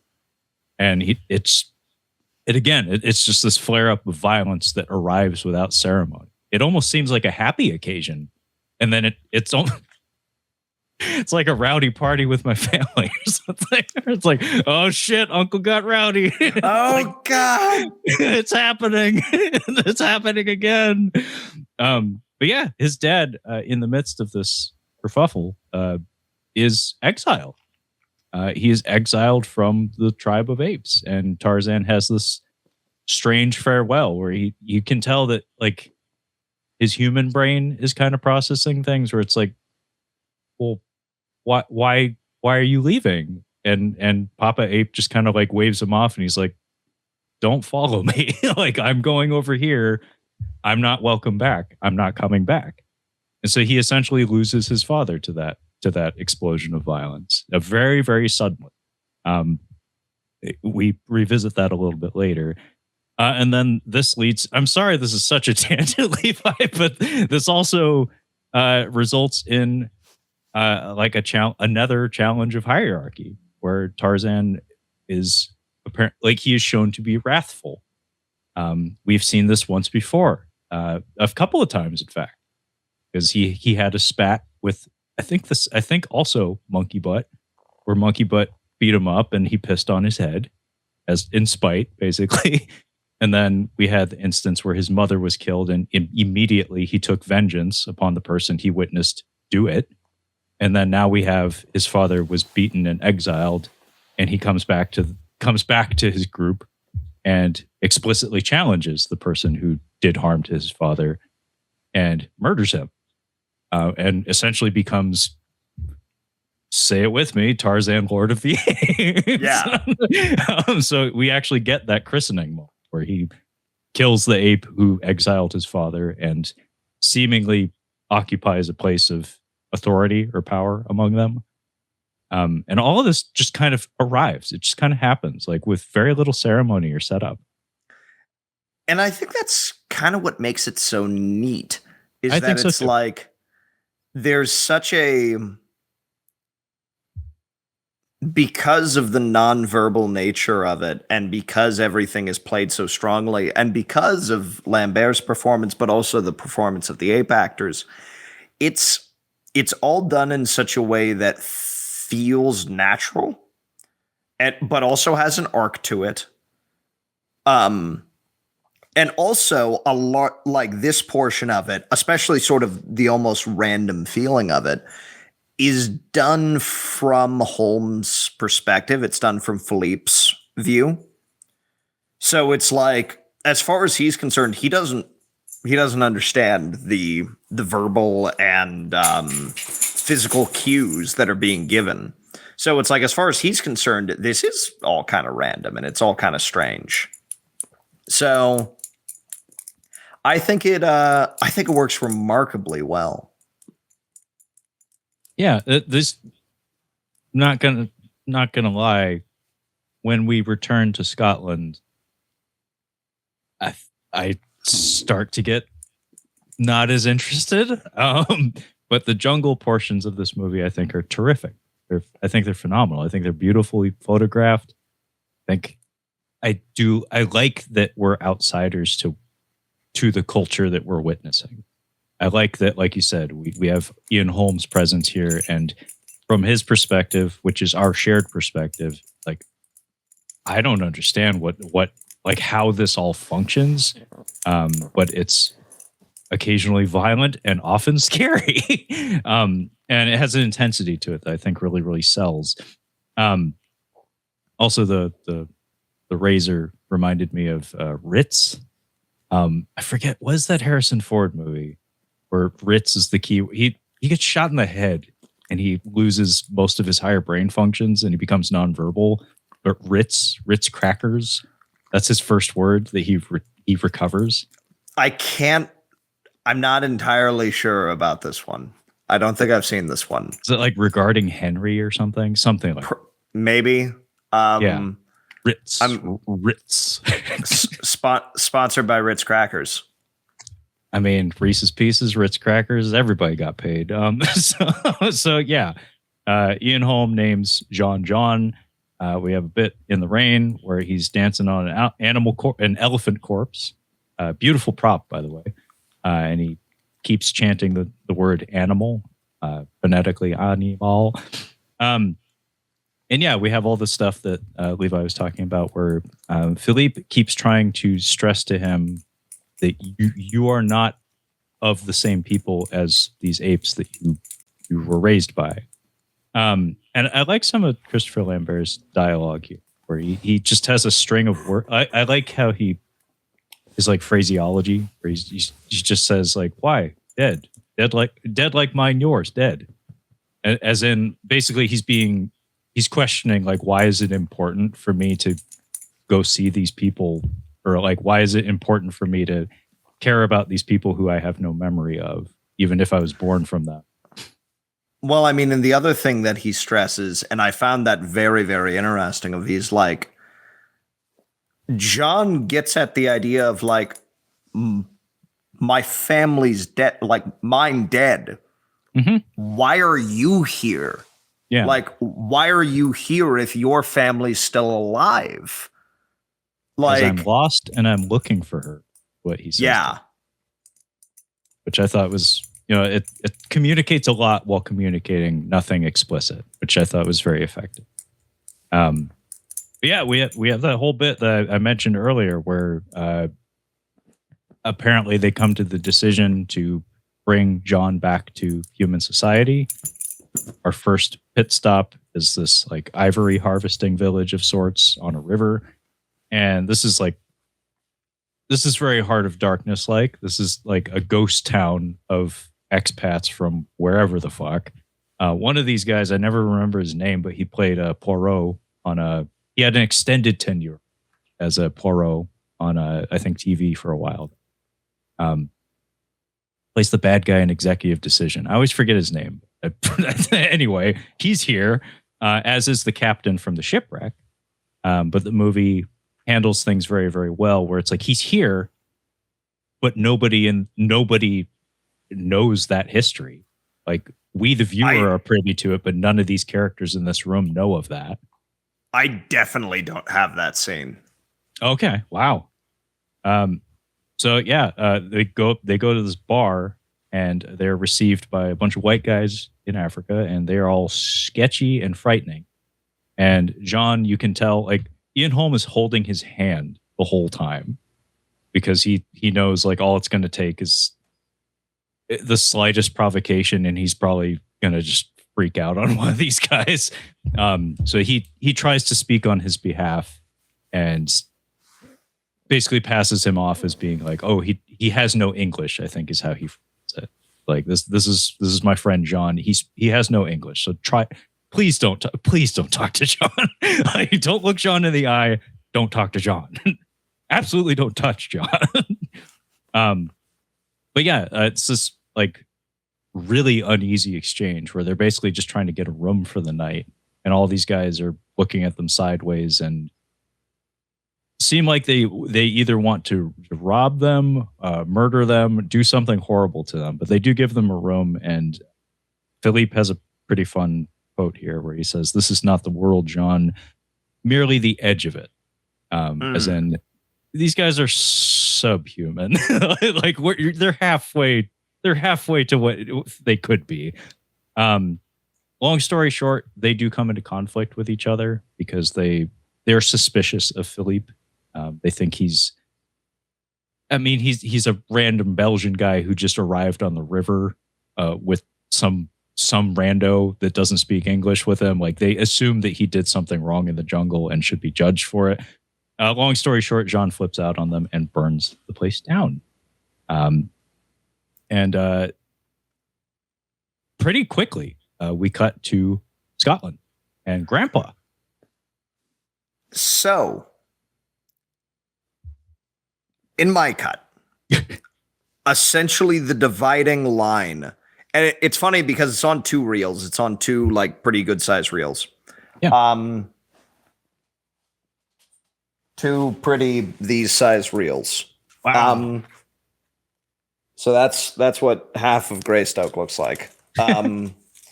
So it is, and it's kind of funny that it divides this way. We divide one reel. Reel 1 is the jungle. Reel 2 is Scotland. Pretty evenly. Cool. But what happens is we cut from them getting off the little dinghy boat onto the dock at that place, and the reel ends and the next reel begins, and we're in Scotland. Oh, okay. So all that business was missing from Gone. Okay. And you didn't miss much. I mean, the narrative makes perfect sense without it. I mean, like, clearly, like, I'm not sitting here being like, well, why? What about this? But it's like, yeah, that's a scene that doesn't exist on the airline because they need to fit that onto two reels. Yeah. So word gets to Grandpa that his grandson is alive. And it's pretty evident through his speech and his behavior that he's a little demented. He's starting to lose his marbles a little bit. He's trying to shave with his coffee. Yeah, he's doing stuff like that, and it's communicated. It's communicated clearly but subtly as well. It's like nobody calls him on it or anything. It's just if you're paying attention, you're like, oh, he's a little off, isn't he? But his aide is the curator who was on that expedition with Philippe, and you can tell that he's kind of skeptical about this idea of the returning grandson because this is before genetic testing and all that business. So he's like, so some rando guy from the jungle is claiming to be your grandson, raised by apes? Sure, that sounds legit. And sure enough, John and Philippe both arrive via carriage at the Greystoke estate, and Grandpa embraces him wholeheartedly. There's no skepticism in Grandpa. He's just like, that's my grandson. Gives him a hug. Well, welcome him. And he specifically, they're like, how could we possibly know? And he's like, I will know a Greystoke when I see one. Like he's very, like, it's very much like, it's like, I'll be able to sense it. And there is this moment of when he looks at him and there's a slight pause and he's like, welcome home, my boy. And so you have this like quiet moment. And here's the thing, as far as people who have the entire movie goes, the last time we saw John was when he burned a place to the ground. As far as I'm concerned, John just barely learned what a shirt was. So when he's welcomed into England, you're like, I don't know what this guy's going to look like. I don't know if he cleaned up well. I don't know. Like, we don't know. And the fact that he is standing there in a wool coat and his hair is combed back and he has his scarf and everything else, it's as much of a shock to us. That's like, he cleans up well. And yeah, he's like, welcome home. And like very kind of shakily, John says, thank you. And there's a big celebration. Yeah. And Jane is here, and it's very evident that she's dubbed. He is welcomed into the estate, and he is shown pictures of his mother and father, paintings. And at one point, a automobile rolls up to the estate, and immediately it's like, wow, that guy's a cunt.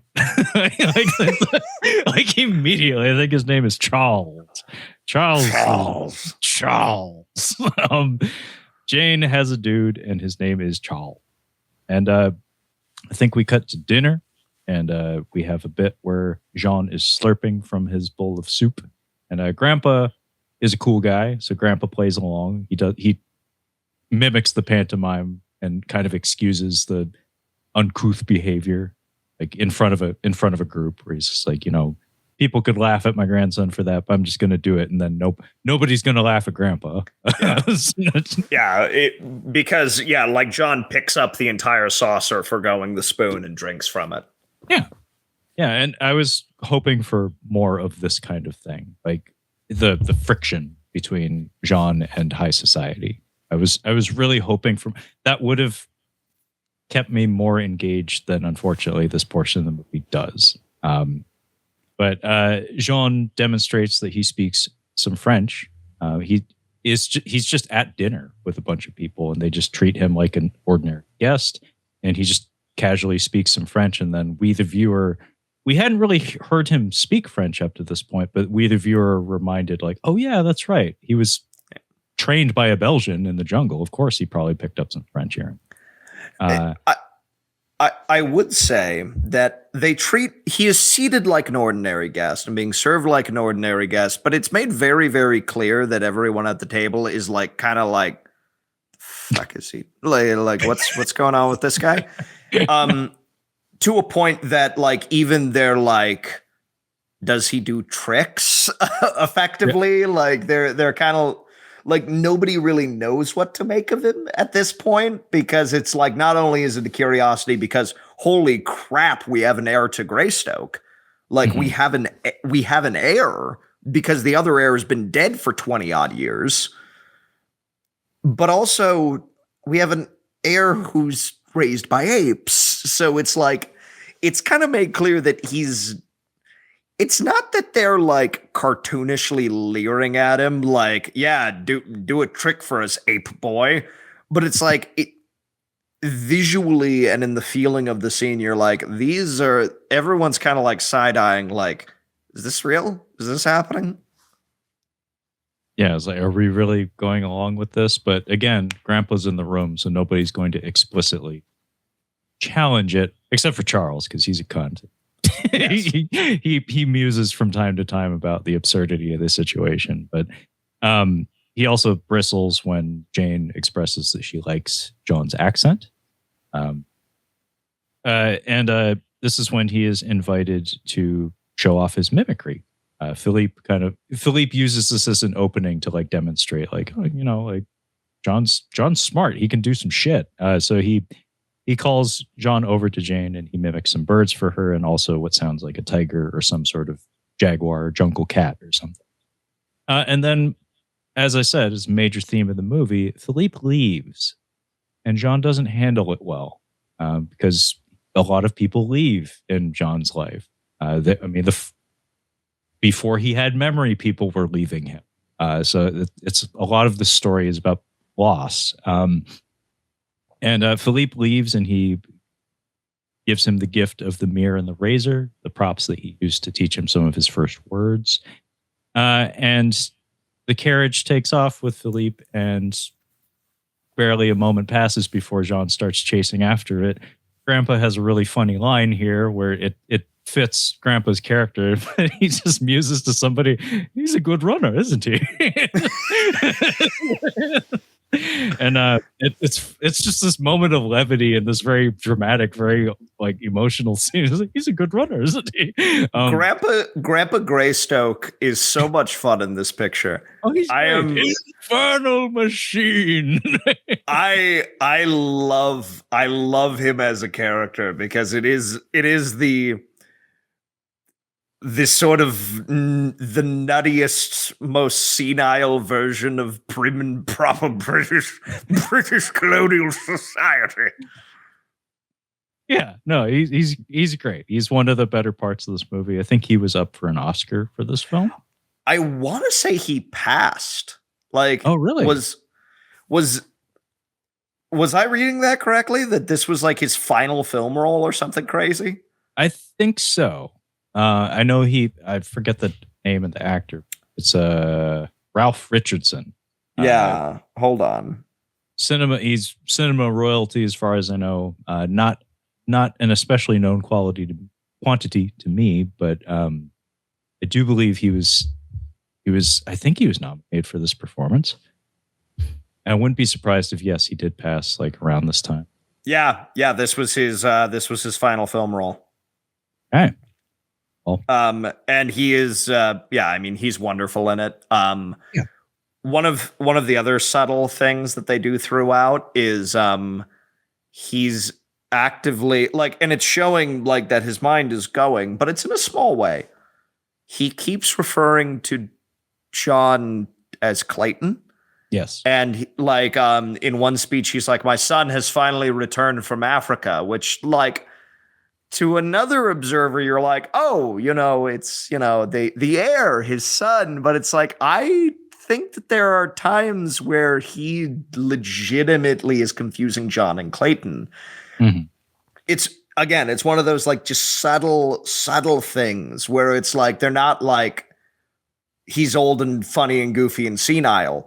It's like, no, it's just clear that he's slipping. It's clear that he's slipping little by little, day by day, and people are like a little nervous about it.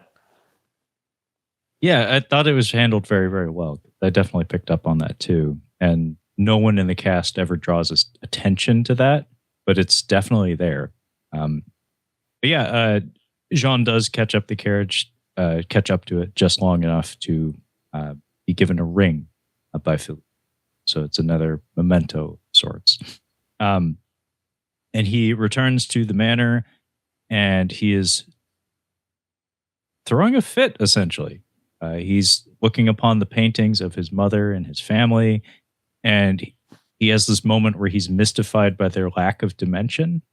It's like, it's a beautiful rendering of a person, and he's pawing at it, he's grasping at it, and you can tell it's like odd to him that's like, oh wait, that's not a person, that's a flat thing that doesn't have any texture to it. And yeah, he's reverting to his base nature, essentially. He's rolling around on the ground and hunching like a chimp. And then very quickly the movie like throws us back into him kind of like put back together again. So he throws a fit in the middle of the night, but then we get essentially like a montage of him dining and dancing and learning history and Latin, Jane. And a decent chunk of this movie now becomes he and Jane kind of having a pseudo romance of sorts, where she's spending a lot of time with him. She's teaching him. She's admiring his eccentricities. But Charles is getting in the way. Yeah, Charles is a jealous cunt. I have it in my notes. He proposes marriage to Jane, and she shuts him down just straight up. Just like, no, Charles. No. Yeah, the answer is no. Unequivocally no. Like she not only like she doesn't just like, oh, but like not now, Charles. Like our time, like we're still young. She's just like, no, Charles, it ain't happening. No. And he's just like, you wouldn't have said that before John would come. And she's just like, no. You're making it worse, Charles. And it should be pointed out that he's not given any fanfare. He just arrives in the cast quietly. He's just in the background of a scene, but there appears to be a mute man who is like an aide to John or Jane. He's in the room with them when they're dancing. And then Charles throws a fit. He goes out to his, quote, infernal machine, as Grandpa had dubbed it. And the mute fella is just sticking around on the car, just having a good time, kind of like pranking him a little bit. And Charles just straight up beating the man. He's like borderline caning him. And this upsets John, who confronts him in a very ape-like manner that's very much outside the norm of, I imagine, high society in Scotland. He takes a brick from the top of the house and throws it onto the car. Yeah. And then over the course of getting down from like, I don't know, 5 stories up, thereabouts, like climbs and jumps down. And he's in like full like breeches and everything. And it, like confronts him and like takes the cane out of his hand. And it's like, yeah, oh yeah, this is going to go very, very badly. Yeah, I was kind of hoping for, again, more viciousness in that particular confrontation. Like, I think he frightens him with some cat noises, essentially. He roars at him or he growls at him. And that's enough to get Charles to hop in the car and leave. But I was hoping for something nasty. Like just like hockey fight, basically, just like Happy Gilmore, just like pull the jacket up over his head and just start whopping him, like hammer fisting him or something. Yeah, I mean the problem is that Charles is not only a cunt, he's a cowardly cunt. So if Charles had any more, if Charles had any more spine, he would have stood his ground and John would have beat his ass. Well, the more important factor is, as much as I want that, because I think it would be more exciting and more explicitly demonstrate like how caged his personality is at this point, like how much restraint he has to show in order to wear these clothes and function in this way. The other part of it is he has like a minor infraction in public, and it's treated like, because he's the future Lord of Greystoke, you see. Like, later on at the end of the movie, when he has like a little bit of a public freak out, it's not even that violent or anything. It's treated as like, this is like the death of Greystoke. Like, this cannot happen. If you had a scene of him beating up a nobleman, like that, if you treat him going on a, having a party in town with his ape friend, if you treat that as like the end of Greystoke, him beating a man in public would be like, okay, like that's it. Yeah. Put him on a boat. He's back to Africa right now. Like, so the narrative logic of the movie requires that he not do anything that crazy. Which, you know, it makes it more tepid in my eyes, but it makes sense. It makes sense within the logic of the film. It is and that's one of the reasons why I talked about earlier of this not being quite pulp, is that this is taken very seriously and it is very restrained. And another movie that came to mind when I was watching it was David Lynch's The Elephant Man.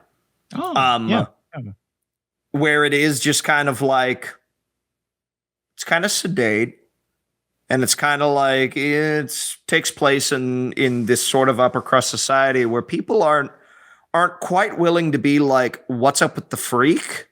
But they're kind of like looking over like, and it kind of has that atmosphere in places where people desperately want to say something, but he's the Lord of Greystoke. We can't say anything about that. Mm-hmm.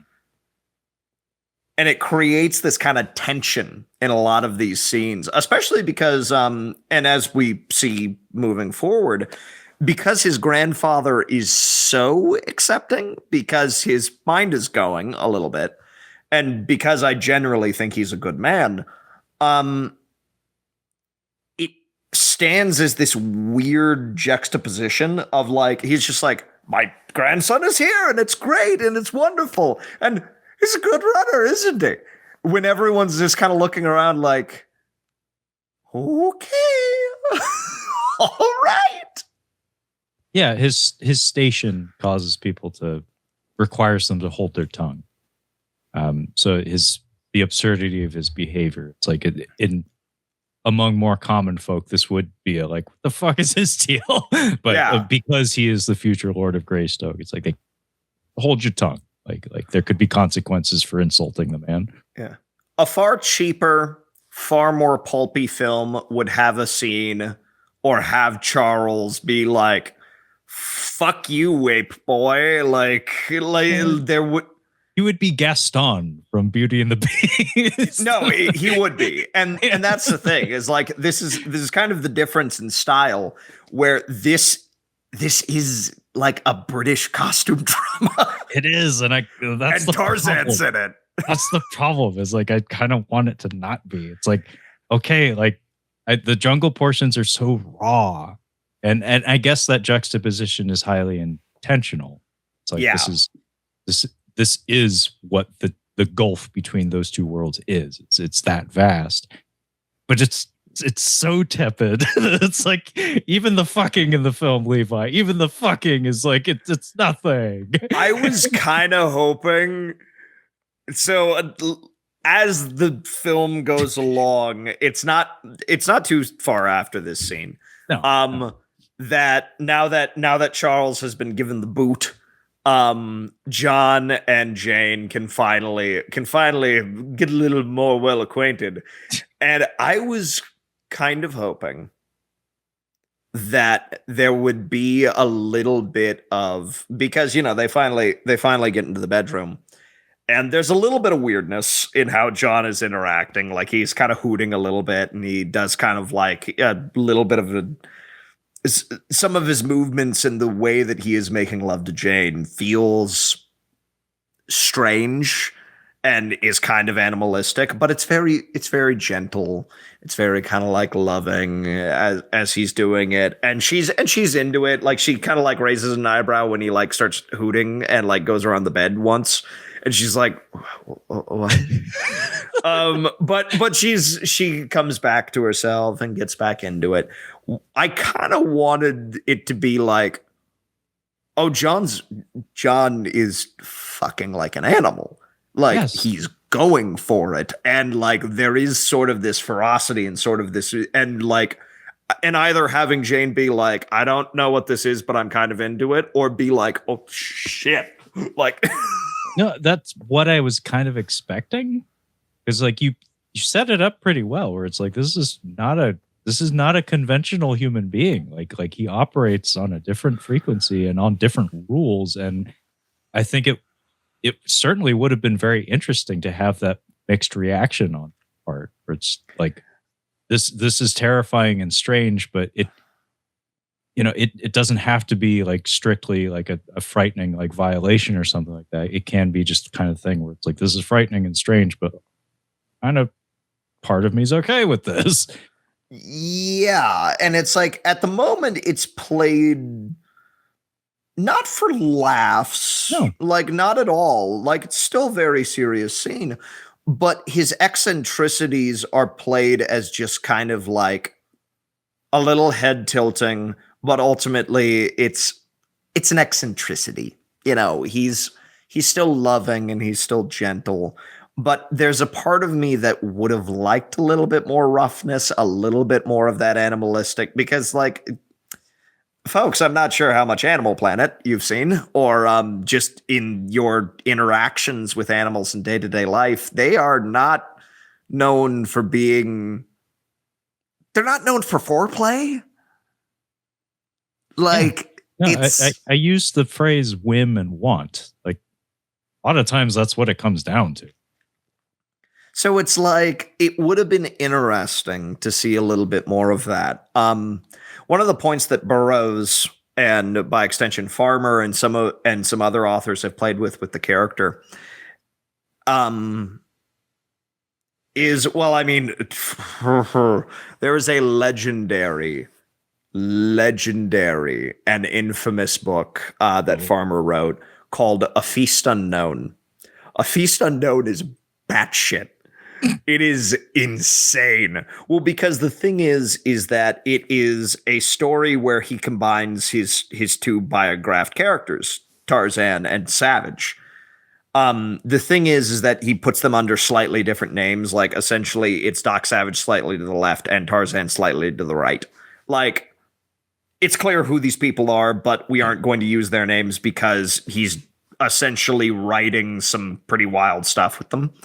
And one thing of it just being like how the ferocity and the sexuality and the wrath, but also the ecstasy of all of these things kind of play together, where you have scenes where it's like, where Tarzan is like strangling a lion to death and is getting weirdly turned on by it. Yeah. And you're like, okay, that makes sense because we've seen how animals interact, and even in people, it's just like you've made the joke before. It's just like, you know, before you have a woman and like do some push-ups there,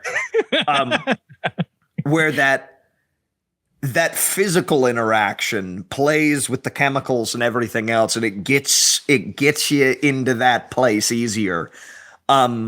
So A Feast Unknown is like very explicit in that, and it's holy shit. It's Farmer's working some shit out. Dude, like it's a fun book. It's a fun book, but it is a little bit of the one that people in like pulp circles are like, oh, that one. Oh, have fun with that, buddy. Have fun. But something that Burroughs played with as well is that John's like, there are times where he's like sitting as Lord of Greystoke and around people, and he just he's like, I hate clothing. I hate it. I hate wearing it. I hate it. And he's just like, he's at a dinner. He's at a dinner with these people. And he's like, why the fuck do they cook the meat?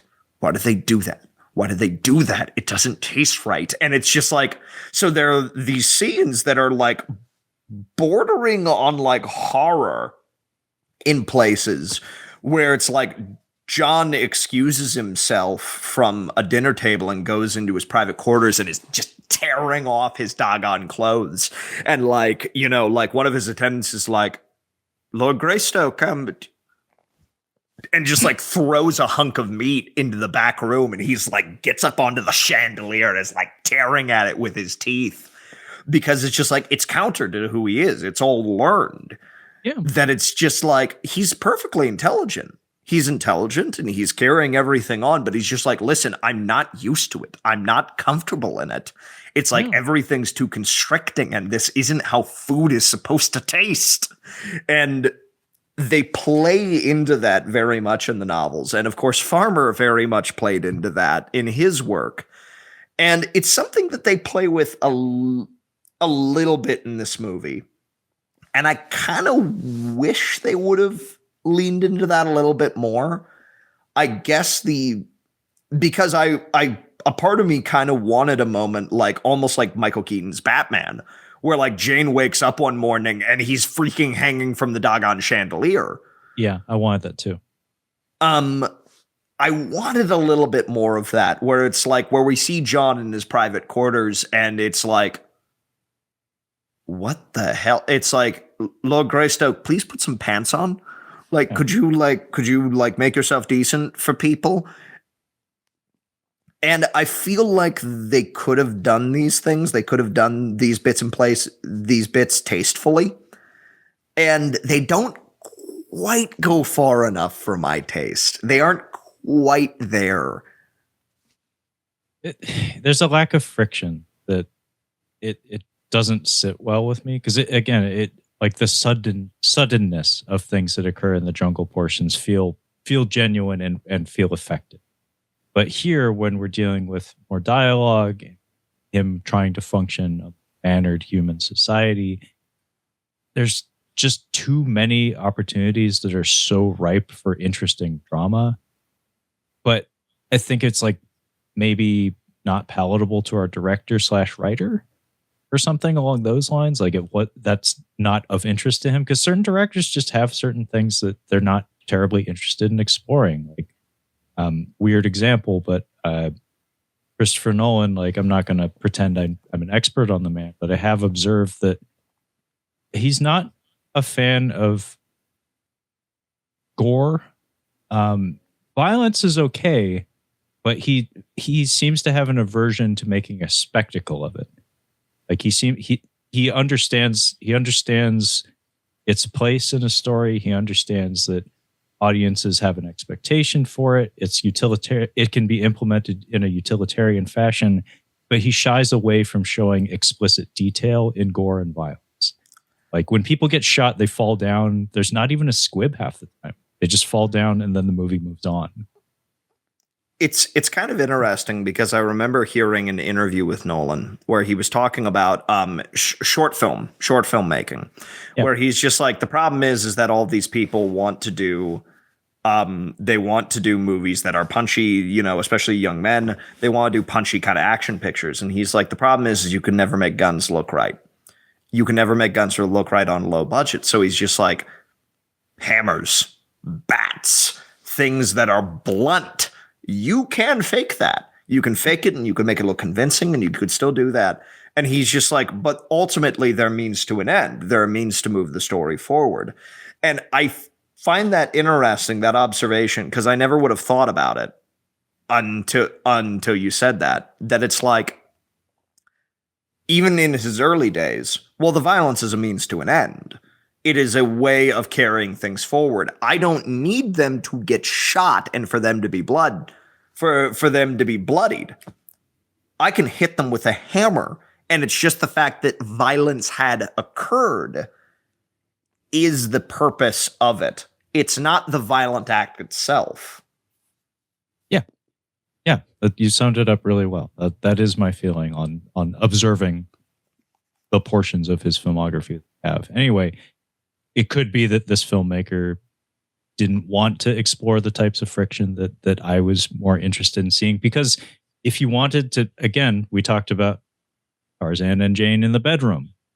Levi and I both floated ideas that there's a lot you could do with that. Like with these two characters positioned the way that they are, that is a potentially really wild, really visceral scene that could go so many different directions.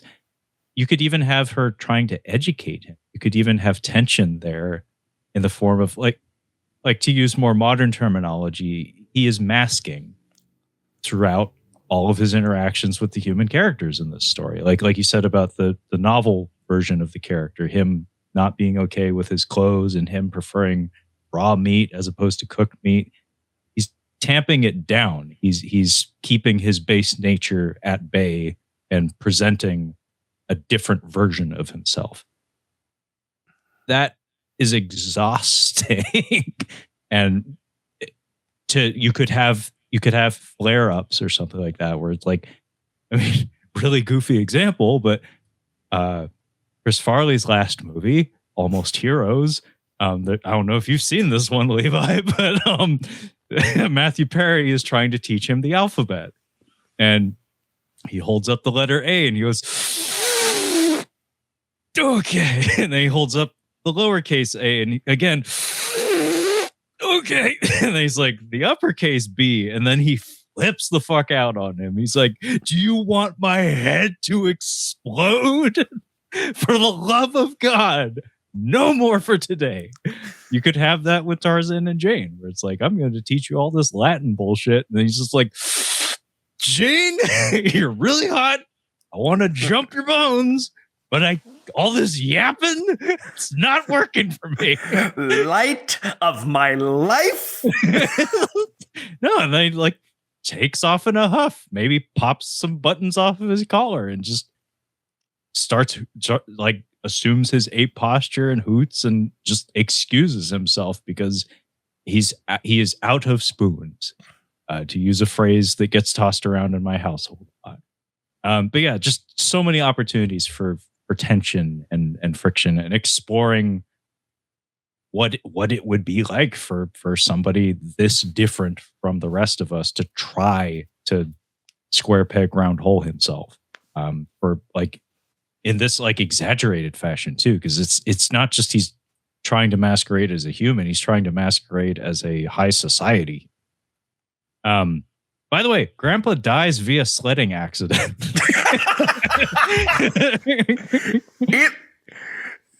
It's amazing. It would be really funny if it wasn't so tragic. Yeah, that's like I was of two minds where I'm like, oh man, like a part of me wants to laugh, but I really like Grandpa. Yeah, so there's a big celebration in honor of John, and they have a party. Grandpa goes off and he's like thinking, and we see his thought process of he's thinking about like being a boy and these different activities and how he enjoys things, and his mind is wandering, and he picks up the biggest serving platter I've ever seen in my entire life, and he decides to go on a toboggan trip to go sledding. He goes to the top of the stairs and pushes off, and he careens down the master staircase, crashes, whacks his head against the hardwood banister, and expires. Yeah. It's a hell of a way to go. Can't say I've ever seen that happen before, but yeah, he's mumbling he has like an inner monologue via voiceover. He's mumbling to himself about nursery, something about the nursery. So he's reverting to childhood in his mind. Like the way I saw it written in the Wikipedia entry for the movie is that he gets caught up in the revelry of the Christmas Eve party and finds himself transported in his mind to childhood memories of the same party, which does happen to people with dementia. Yeah. But weird reference. Apparently this episode is going to be full of them, Levi. The Octagon. The Chuck Norris film, The Octagon, Levi. Are you aware of this film? Yes, I am aware, yes. Ninja. It has to be. But they don't exist anymore. Nobody knows about them but me. That's essentially what Grandpa does before he goes on a sled ride. It's starting to border on Lynch's Dune. Yes, spice. Where are my feelings? Yeah, that movie. I remember we were watching that, and at that line, because everyone was talking about Agent Cooper and how like he was very, very muted, and they're like, I don't really know what he's supposed to be like Like, as an actor, I feel like he should be giving it more, and him dramatically turning towards the moon and saying, "Where are my feelings?" Everyone lost it. They were losing their shit. They're like, that. I don't even think that was in the script. Probably not. It's just on a whim. And then David Lynch was like, keep that in the film. I like that bit when he turned his head. That Kyle kid's going places, I tell you. So I'm telling you, Coop. Coop. John mourns his grandpa. He, as we've said many, many times up to this point, we don't need to go into detail. John doesn't handle loss well, but he is asked to handle it a lot. So he is not doing so hot. Jane says, "I love you, Johnny." Yeah, she just kind of decides she loves him. This is before they fucked, by the way. We skipped ahead a little bit, but Philippe returns and John tells him, "You brought me here to find an old man. Now he's dead. This isn't my home." And Philippe urges him to transcend his pain, his loss, and create something new, is how he phrases it. So this was a nice exchange of dialogue. It's a good little scene. It is brief, though. This is where the fucking happens. Then we go to a museum, and this is where we learn that the aide is a curator of this museum, which apparently is essentially funded by the Greystokes. And also John and Jane are betrothed at this point. And the aide guides everybody on a tour. He mentions the failed expedition. Again, kind of similar to how the captain of the shipwreck was just kind of shown to still be present, like a ghost of some sort. It's one of those things that arrives without ceremony and passes just as quickly, where it's like, oh yeah, the film is acknowledging that, yeah, that was in fact the guy that was in the jungle with Philippe.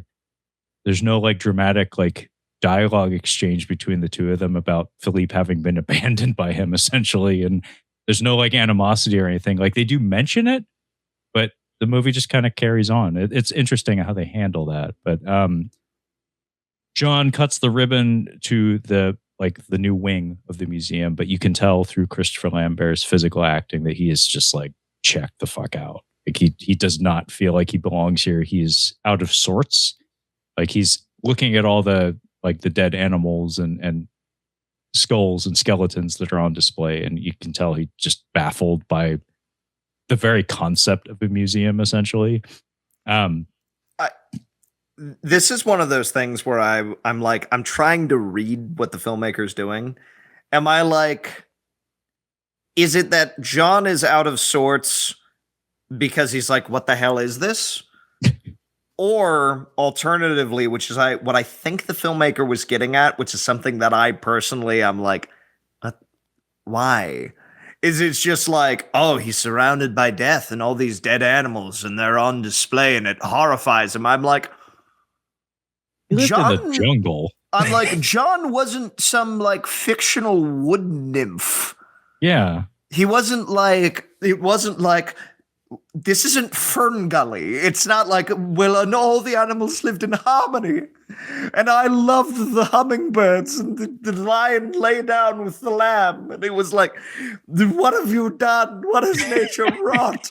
Like, there isn't really quite a moment where we come against at least throughout the film so far, there isn't a moment where we actually come against the idea of like death. It's just an acknowledgement that it happens. It's like we have the big game hunter earlier on who's like a heel, obviously. Yeah. But the way that he kills and the way that he interacts with things is not all that different from the animals. It's like, and the suddenness of it is not all that different either. And the way that the tribe interacts with the apes and where the apes interact with each other. Violence is sudden, and it's kind of a part of how things are.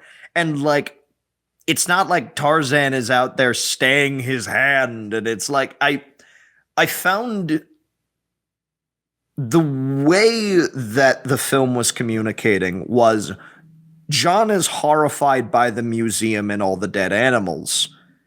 Not John is out of sorts because he's confused about this space. The way they show it is as if this is Fern Gully. And it's kind of weird. It's very strange because the language of the film has not been this up until this point. A very good point, because you are correct. There is an emphasis on like the deadness of the particular elements of the museum that he's fixating on. And it does kind of arrive out of nowhere, because the movie hasn't been signaling any of this up to this point. And death has kind of had a constant presence in the story up to this point. I mean, we didn't even mention it, but there's a portent of things to come where he's still a very small child, and a mother jaguar and her cubs go to drink some water, and all of the apes around him clear the fuck out, and he goes with them, and it's like a signal that's like, no, like if you stay down there, you will be no more. Like that, it is not safe for you. So like the danger and the inevitability of death and doom, is like an ever present thing in his jungle. It's weird because all of a sudden, because up until this point, John and his behavior and society's behavior is not good and bad, but just different. Like culturally, they don't mesh. Yeah. All of a sudden, with this museum scene, the language of the film paints good and bad, noble, savage. All of a sudden. Which is weird, because even then, even as this narrative piece goes on, it's not painted that way. Even with the scene we're getting to is John realizes that in the back there are some live animals as well. That there's some birds and like some monkeys that are in the back. That are, I'm not sure what the purpose, like, are they going to a zoo? Are they going to be dissected? So that you could do the taxidermy a little bit closer to home, so there was no chance of anything rotting. I'm not sure. They're being held there though. Yeah. And so the thing is that the language of these scenes, again, paints John as noble. And paints like, how could they do this to nature? When that hasn't been the tone of the film at all up until this point. This isn't a tale of British colonialism and the woes of industry on nature. There's no scenes of them felling the jungle with their evil machines. Like there's none of that. These are cultures that are clashing, and he's a fish out of water, and we don't really understand that. I just find it very strange tonally. It's much more heavy-handed than anything else in the film, because really the only thing I can point to is Philippe has a few instances where he condemns the British for their general disdain and their tendency to look down their nose at the rest of the world.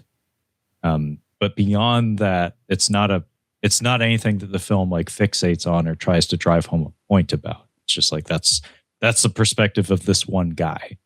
And we, the viewer, can make our own judgments. But it is much more heavy-handed than anything else in the film up to this point. But they try to really make something out of it where there's a couple of apes that have been vivisected that are just like laying in the center of the room when he goes into that back room of the museum. And on top of that, his Papa ape is in a cage, alive, but very clearly injured and not in a good state. So he frees him and takes him out in public They have a day out on the town. Yeah, father and son have a day on the town. They get a hot dog or something from the cart. And his papa he climbs up in a tree, and he is shot. He is summarily shot from the tree and falls and dies in John's arms. And John declares that he was my father. So after all of their, ups and downs, he views Papa Ape as his true father. And then we have a lengthy dialogue scene where everybody, like all the major players in the story, Philippe, the aide, and Jane, are all gathered at the estate, and they discuss what is to become of Jean. And they all have their different perspectives on the matter. Jane just wants him to be happy. And the aide just wants things to carry on. Stiff upper lip, all that business. It actually kind of falls in line a little bit with what Grandpa had told John earlier, where he basically tells him in regards to the estate, like, do whatever you must to maintain, in regards to like all things Greystoke. And he emphasizes the importance of that, of the generation and the name carrying on. And John listens to him, but I don't think he thinks in those terms. I don't think legacy and things like that are all that important to him. And I don't exactly remember what Philippe's spin on things was. I think his main thing was he was aligned with Jane, where he just, like, he doesn't fit in here. Like, he's got to go back. Like, his home is the jungle is my home. Haunted like an animal. Pull the string. Pull the string. It's on the aspect of legacy. They make it fairly clear early on that John has no concept of what the future is. No. There is the now. There Yes. is what has occurred, and what has occurred is pretty far away. And there is now. There is no future. There's no future in the jungle. Yeah. Like, you aren't planning ahead. It's like you're just kind of doing what you're doing. So it's like and that is kind of made clear that when Grandpa's talking about the legacy of Greystoke, John knows the words he's saying, but I don't think he grasps the meaning. I don't think so.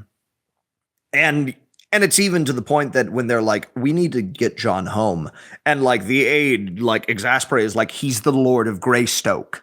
He's the Lord Greystoke. He has to be here. And essentially they're like, he doesn't know what that means. And he has no concept of that. And this isn't his home. This isn't his place. This isn't where he's supposed to be. And John readily agrees to that. And they get on the boat. He goes home. Jane and Philippe are left in front of the waterfall as he gallivants off into the jungle. And Philippe remarks that maybe he'll be back. Maybe he won't. And Jane essentially makes peace that I can't go with him because that world is hostile. And that's kind of where we close. Yeah, it's a very quiet ending to the movie, which feels appropriate. It's not like full of bombast or anything, but there are a couple of scintillating dialogue exchanges and lead up to him being returned to Africa. It's the aide has a couple of scathing remarks where he says he must be greater than the accident of his childhood, and what is more important is that he be seen to do so. That's his argument for like maintaining the reputation of Greystoke, of maintaining basically. Also, Philippe has a retort: "How typical, how tragic, how very English." And John does speak up for himself. He does confront the aide, like he frightens him by stepping to him and making some animal noises. And he says, half of me is the Earl of Greystoke. The other half is wild. And in this case, the wild portion of him won out. But yeah, this was a very interesting ride of a movie. I'm really glad I watched it. I was not wholly satisfied by it because the second half of it, the society, all the Scotland stuff just doesn't hit the same way as the jungle stuff. I think the jungle stuff is remarkable and really absolutely worthwhile. I don't think we mentioned his name, but Rick Baker did the makeup effects. Oh yeah. And some of his best work.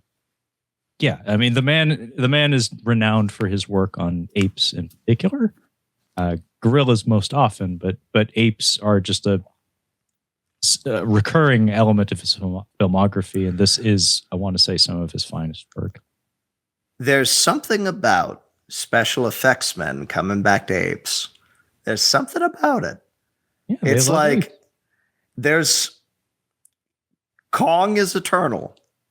Kong is eternal, and that lives on in the minds of people. Yeah, I always forget that, because it's well before either of our times, but we mentioned characters that have been filmed most often. Sherlock Holmes, as you said, probably most definitely record. But there was a stretch of time where gorillas and apes, we were bananas for gorillas and apes in American cinema. Just the whole world could not get enough of this shit. And it's flared up multiple times throughout film history, but there was a good solid chunk in the golden age of Hollywood and stuff where we were going bananas. You couldn't make a film without an ape. So we've always had some sort of fascination with them, especially special effects. Yeah, and the movie comes out really well. It really does. I mean, it's somewhere betwixt this film and The Legend of Tarzan, I think, came out in 2016, 2017. Yeah, thereabouts. Somewhere betwixt these two movies is a damn perfect Tarzan movie. Where it stands at the moment is Greystoke is perhaps a smidge too stuffy.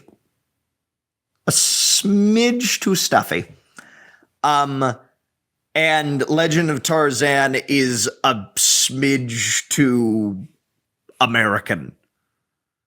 It's just a little too American in places. And Jane, as played by Margot Robbie, as the not a strong character, but a strong woman, TM, comes off as very strange for the period. Because it's not like, dude, we had strong female characters for quite some time. We've had them for millennia at this point. And we even had strong women in fiction at the time Burroughs was writing. They aren't written like they are in the modern day. So it's she feels a little off. Samuel L. Jackson is fun in the film, and he's a good addition, and it's a good partner and as a good audience surrogate to the world that they're interacting with. But he's could be maybe a little better written. Skarsgård does great in the role. And the physicality and sort of that, the differences of sort of that push and pull of animal and man, feels correct in it. And it's a pulp action film. But what it could have done was it could have been a little more English. It could have been a little bit, it could have been a little bit slower. It could have taken itself with a little bit more gravitas, which this movie does expertly. This movie is incredible from a dramatic and gravitas perspective, and it does not pull punches. The only issue is that there are times where it feels a little safe. A little too mannerly for my taste, but yeah. Just inject just a little bit more visceral, just give it slightly more balls, and I think you would have an amazing As it stands, it's a very good movie. Did enjoy it quite a lot. But yeah, is this a case where there is no true like perfect Tarzan movie? There's just like shade, like the balance is a little out of whack, where it's like it delivers all the pulp thrills but none of the drama, all the drama, none of the pulp thrills, something like that.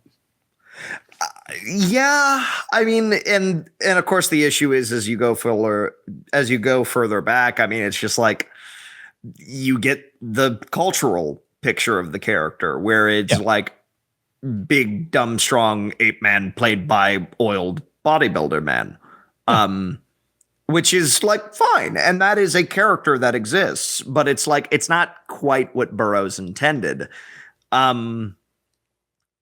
As far as what we got, I would say, Legend of Tarzan, Greystoke. And if you would like a movie that's fun, I mean, it's definitely, it's for kids.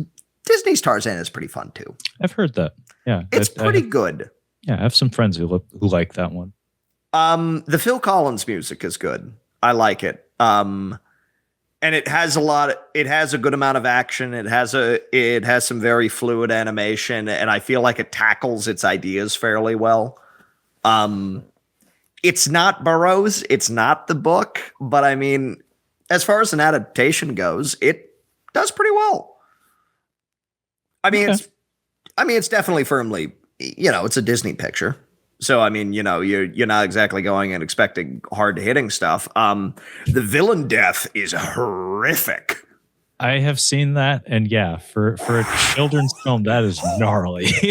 It's like, oh God, that guy's dead as fuck. Like that man was hung in the most like harrowing sequence I've ever seen in a children's film.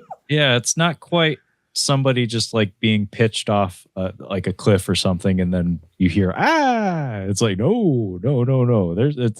There's very little inferred here. It's like no, I just know what happened. Yeah, we're just short of showing his face going blue and his eyes rolling back. Like it's freaking gnarly. But yeah, so it's like that's the thing. What we have for Tarzan, as far as adaptations, is a pretty good set of movies. Yeah. And it's like even those earlier pictures, I mean, they're a little hokey, but they're fun. It's like there's a good cultural footprint for this character, and there's stuff you can enjoy with this character.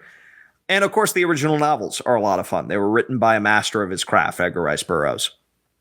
But yeah, we don't quite have the perfect adaptation in the same way that we don't have the perfect adaptation of a lot of different characters and a lot of different stories. It's funny because when you're running down the history of the character in print, it made me think of like mainstream audiences' relationship to Conan. It's like there's an image that most of us hold, and then there's the actual character that's like, no, he's quite a lot more dimensioned and noted for his intelligence on top of his physicality. Kind of similar to what you were saying about Tarzan. It's like his intellect was a huge part of him that was very often omitted from his representation on film, especially in the earlier days. This was a wonderful like first dip into the waters of Tarzan for.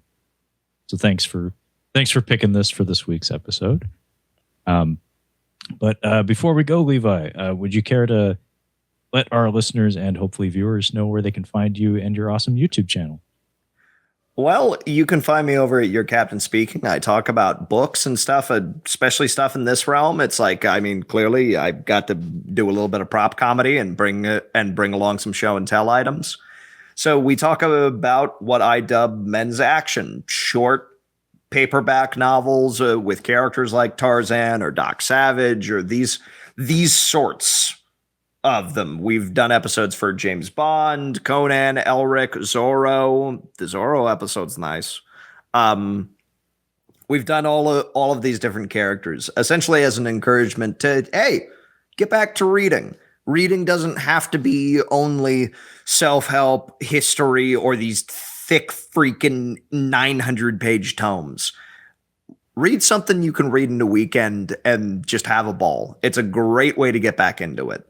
Yeah, definitely check out Levi's YouTube channel. Does wonderful work. Has so much passion on display. Definitely check out that Zorro episode in particular. Work of art. Very proud of it. But yeah, this has been our review of Greystoke, The Legend of Tarzan, Lord of the Apes from the year 1984, as directed by Hugh Hudson. Stay tuned for the remainder of this month, as we'll be covering some more pulp cinema. So stay tuned and look forward to some other pulp heroes from the world of pulp being represented on film. But in the meantime, my show is called Catching Up on Cinema. You just listened to it / watched it. You can find it pretty much anywhere podcasts are found. And we are on YouTube as well. So definitely check us out. But that being said, thank you so much for listening and or watching. We'll catch you next time. Bye. That is